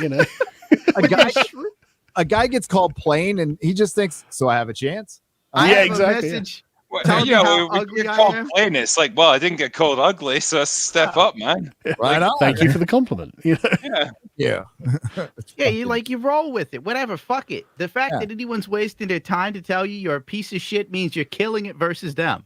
Yeah. Because who has time to tell anyone else they're a piece of shit on that level? Outside of a mega corporation doing a rework of Tolkien and fucking it up. But you know what I mean. Fucking, yeah. That's what I'd save. That's what I'd save. The Tolkien franchise, man. Like, fucking hell. This new thing is just going to be just a bomb. It's going to be shit. It's going to be so and we're all shit. going to make so much money from it that I'll be forced to watch it. That's exactly. I'm going to hate watch the hell out of it. And I'm going to enjoy hate watching it. Give up a few hours, watch this shit, collect bank, Yeah. Do you hear how they're going to try to mimic Tolkien dialogue? Because they don't have a lot. They just have Oh God. Okay, so I've been studying a bit of linguistics as well, and Tolkien was a linguist.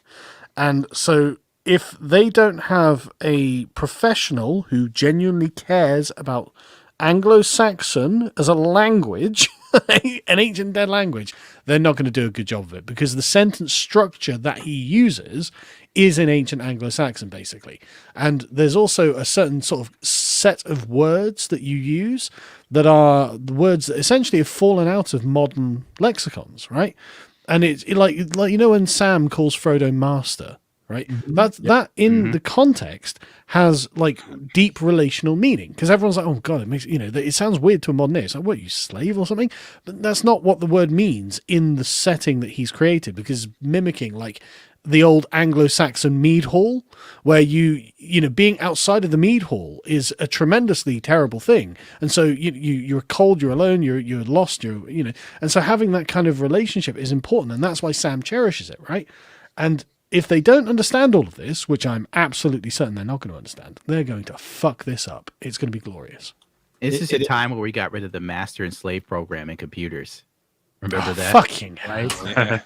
Right? Yeah. I can't stand. And you modern sit world. there and you think Samwise or Genji's going to call someone a master. Yeah. It's not like Tolkien just came up with one elven language. Oh, yeah. There's multiple languages with everybody.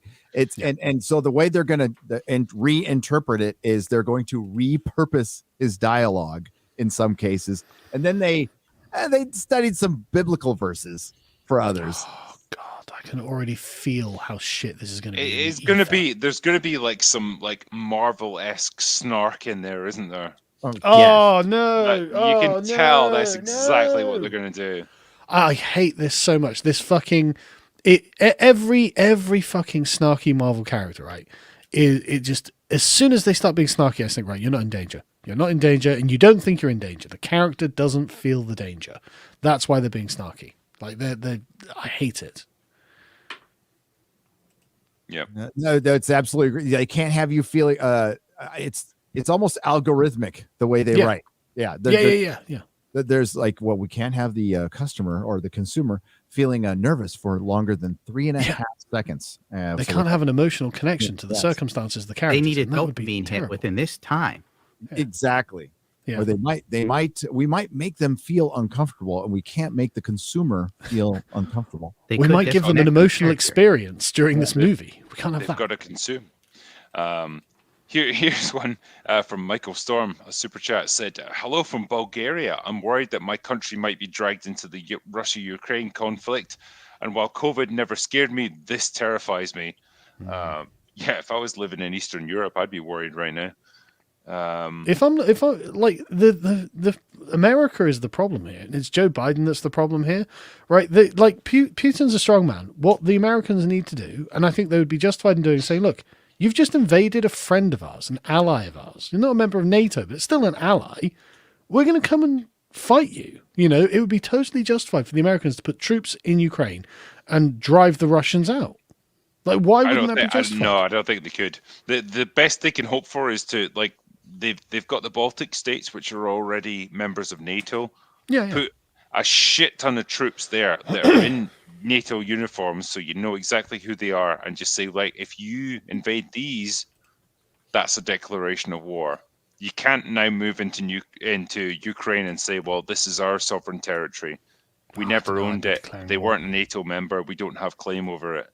Yeah, but they're still close allies with the United States. Like, it's basically a US puppet regime in there at the moment. They are, but you either have to be in there in force before any of this started, or you have to have no involvement. You can't, like, jump in halfway. The thing is, American prestige has totally waned after Afghanistan, and now it's waning even more because it looks like I mean, Biden's speech where he's just like, well, we're going to have really bad sanctions. It's like, he doesn't give a fuck. He's killing people.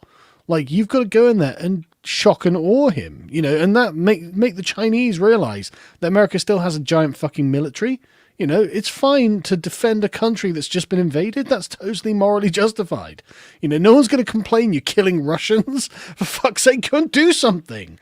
You know, I think the best thing you could have hoped for, like, previously would have been to try and get UN troops in there, but when Russia's got veto power, you can't do that either. Yeah, so...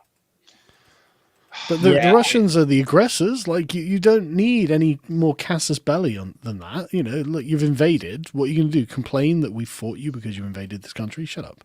I mean, the only thing you can hope for is, like, Ukraine is capable of putting up a fairly good resistance, because they are not. Yeah.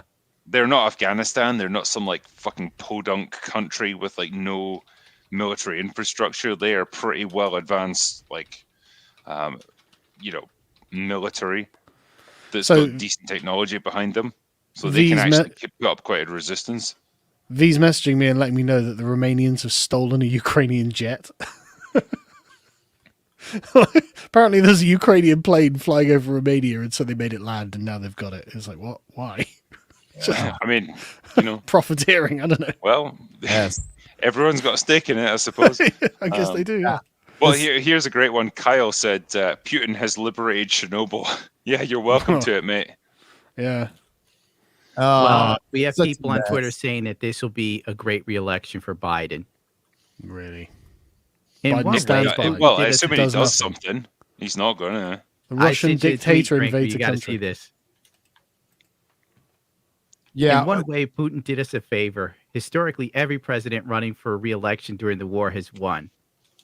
Okay, well, And during then a it war, deteriorates into, if Trump is back in office, we'll have casualties from the war and the genocide of LGBTQ plus AI people. I'm not fucking kidding. And I'm sitting there like, how is Trump to blame? Stay off Twitter. It's not the real world. And This is a tough one because Trump wouldn't have wanted to get involved in this because he was not into foreign policy. And he wasn't into America getting involved in foreign wars. So I don't think he would have wanted to get involved in Ukraine. I think Biden that he doesn't would probably have. know what year it is or where he is or like It's even that he's 1967 and president. Corn Pop's a bad dude. Yeah. dangerous president of my lifetime, and I lived through Carter and the Cold War. It's bad. And there's no stomach for sending troops over except from the warmongering. Yeah. Well, I ask you this in all seriousness, like, America coming out of two very long, costly, and kind of fruitless wars. Is there any fucking appetite for another one? Nope. I know. You can't seed ground. You can't. Appeasement never works and everything. And like, dude, I've been kicked out of 3 high schools, but we just fought 2 decades worth of wars to gain nothing. I've all respect to anybody who went out and fought for our country and fights for our freedom. That's different from our very incompetent leaders right now. I don't think you want our military going out, which is filled with still some very, very good people with some horrible leadership, some fucking terrible Are leadership. you telling me our trans military leader does not inspire you? Does not inspire me. Oh my God. President doesn't inspire me. It is funny. Like, America is without doubt the most dominant, overpowering military force on the planet, but it's like having the political will to use it. Well, But this is the right time for the political will as well, because it's not like anyone in America thinks Putin's a good guy, because he's not a good guy. So you've got this obvious villain who's attacking a friendly country. You need a victory in order to make sure the other countries around the world remember, hey, we're fucking America. We spend fucking half the world's GDP is us for military spending. We're going to just smack the Russians. And the thing is, this will create massive problems for Putin at home anyway, because when a strong man takes a massive loss, that's their entire power structure is based on the fact that, well, I'm stronger than everyone. It's like, okay, but you're not stronger than that guy. So are you sure how strong you are? Defeats are always cataclysmically bad for strongmen. And so the Americans have got an open goal here. And Biden's like, yes, sanctions. It's like, fuck's sake. Don't worry, when China tries to take Taiwan, they'll get their sanctions too. Yeah. This thing could really spiral out of control. Oh, yeah. There's nukes involved, and hypersonic missiles. Russia's not going to use nukes. I don't know why people. I wouldn't put it past fucking Putin. Look at how cold his eyes are. Yeah, no, but this he's dude not is stupid. No, he's not. He's a man who's looking to his legacy now. Yeah, because he's 70 years old. He realizes he's not going to be in power that much longer. He wants to be seen as the guy who reestablished Russian dominance on the world stage. He's or not at least some in that fucking region, crazed lunatic who's just going to start wars for no reason. Yeah. It's all about Russian prestige in the region. And the thing is that there's an argument that's this has always been Russia's area, right? So it is weird that Russia doesn't get to essentially call the shots in this area, but the Americans, I think, have the power to just stop the Russians, drive them back into Russia, and I think they probably should. I don't know. I watch a lot of TikTok videos. I'm worried. Yeah, right. No, well, is Germany getting involved in this? Germany's forbidden from having an army. Germany, they're very Eurocentric. They're not in terms. They don't see the world in terms of like foreign military conflicts. Like So Germany would never have gotten involved UK, in Iraq and Afghanistan or whatever. It'd be UK. If it was just you guys, it'd be UK. Yeah, fucking UK. We could probably muster one single combat ready division in our entire army. That's pretty much all we got right now. We're struggling to hit 80,000 men in the entire army. Yeah, so we would need America to mount a realistic defense of Europe. Yes. And that's a a bit shit position to be in. And the only thing we could fall back on then is nukes, but then nobody's going to use nukes because they know the other side would as well. So, and we have 900,000 over there right now. I think that's the number I read this morning. Could be wrong. Could be 90. I don't know. But yeah, it just doesn't feel like we have the stomach for it. I don't. I'll just say that. I mean, you know, it's we're watching it play out, and I fucking know what this shit. I don't know. You know, again, I've been kicked out of 3 high schools, but I can tell you right now, people don't. There's a large portion of our country which is just not down sending people over to die for this. Yeah. They don't see it. They don't see it as a worthy enough cause. I think maybe if they see more stuff on TV, I don't know. Well, the Ukraine has a lot of natural resources. It does. It does. For people in Europe, and it's not so much for America because I know you don't get your oil and gas from Russia, but like for people in Europe, it's very much an energy thing.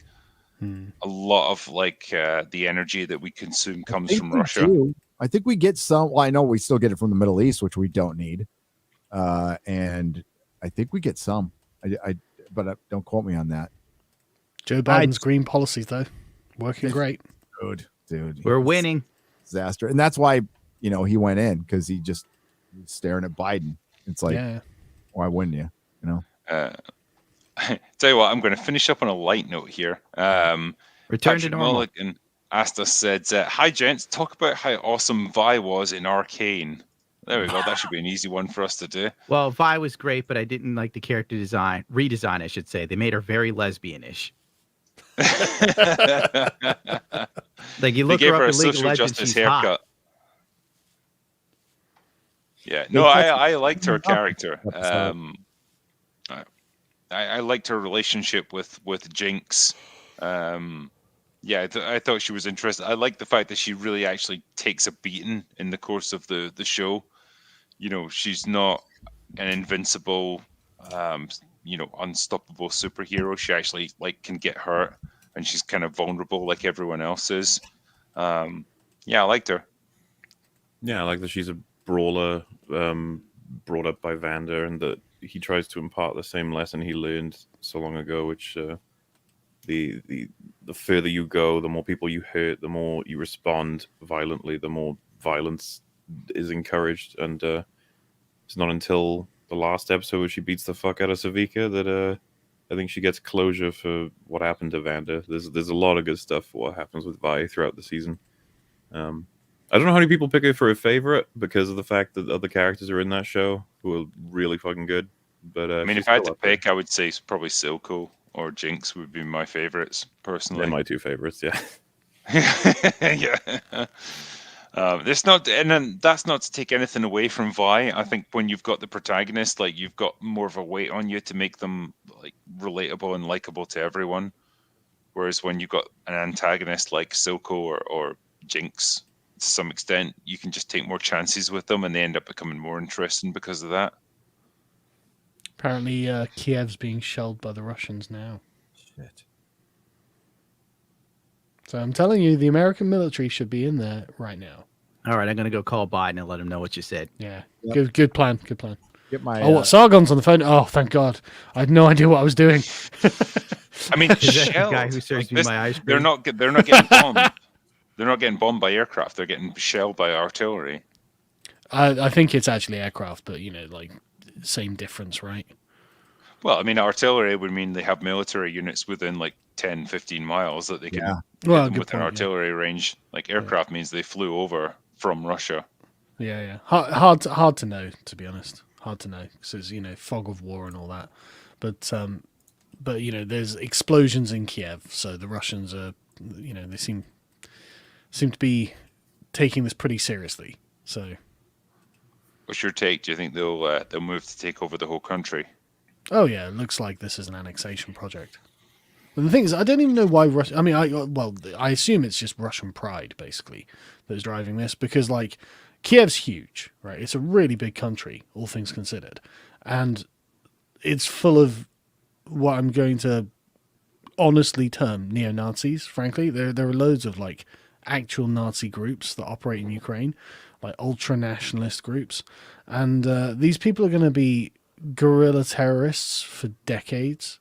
It's like it's just going to be. I don't see the point other than fucking. I mean, okay, enjoy, have Ukraine. I mean, I wouldn't want to have to be dealing with that kind of shit all the time, because there's going to be bombs going off every, like IEDs and fucking terrorism and shit. It's like, God, what if, and that'll bring terrorism to Moscow and places in Russia and stuff like that.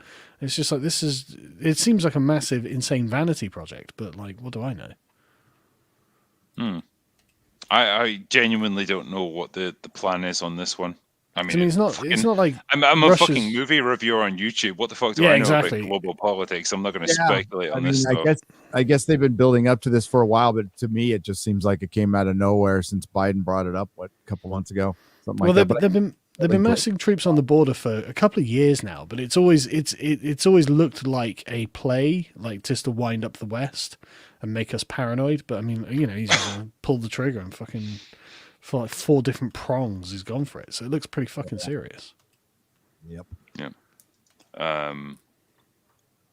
Well, I mean, on that bombshell, quite literally.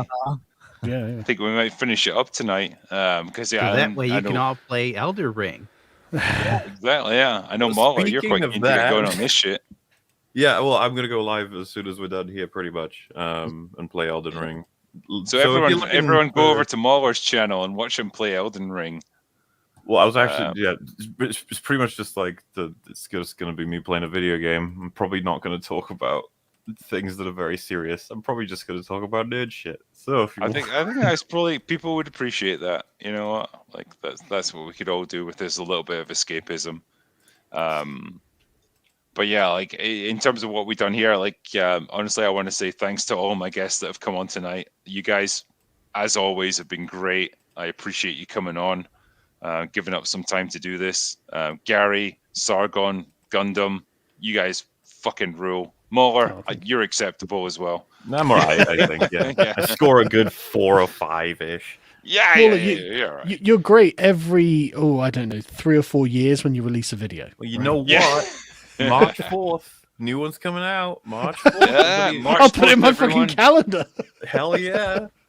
This is TFA 4. It's happening. It's happening. Is that what it is? It could be anything, Drinker. I have no idea. Well, it could be. Yeah, I'm spitballing here. Could be that last Game of Thrones episode. Everyone keeps asking when I'll do that. I've been waiting. God, loser, move on. I know. No, I'm not moving on. It's like we've formed our opinions of it. We know exactly really what you'd say, but we just want to hear you say it. Yeah, I just need 4 hours of autism. Guys, it was bad. The finale was bad. All right, see you next time. Yeah, I'm going to head off. Drinker, thanks so much for having me, man. And obviously love all you guys' channels, love all your work. Cheers. It's been really great hanging out. No, thanks, Sargon. It's much appreciated. Dude. And the link to podcast of Lotus Eaters is in the description, so give Sargon a follow. Thank you so much. See you guys later. See ya. Thanks, man. Bye. I think the rest of us are probably going to finish up as well. Do you guys? I'm going to open up the floor to you guys. You got anything coming up that you want to plug? Anything you want to tell people about? Can I link my stream? Yeah, I like it. Because I don't know if I'm allowed. You still haven't modded me, have you? You don't trust me in your chat.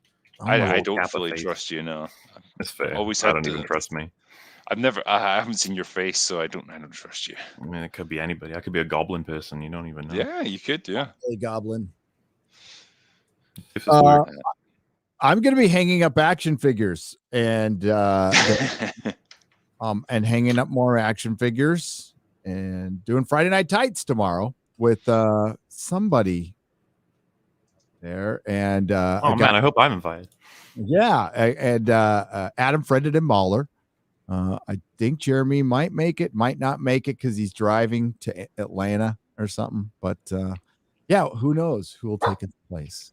And yeah, we got that going on, and I'll probably make another Lord of the Rings video. The way things are going right now, there's that IGN expert I kind of want to take to task because he was wrong about 3 things that I know of.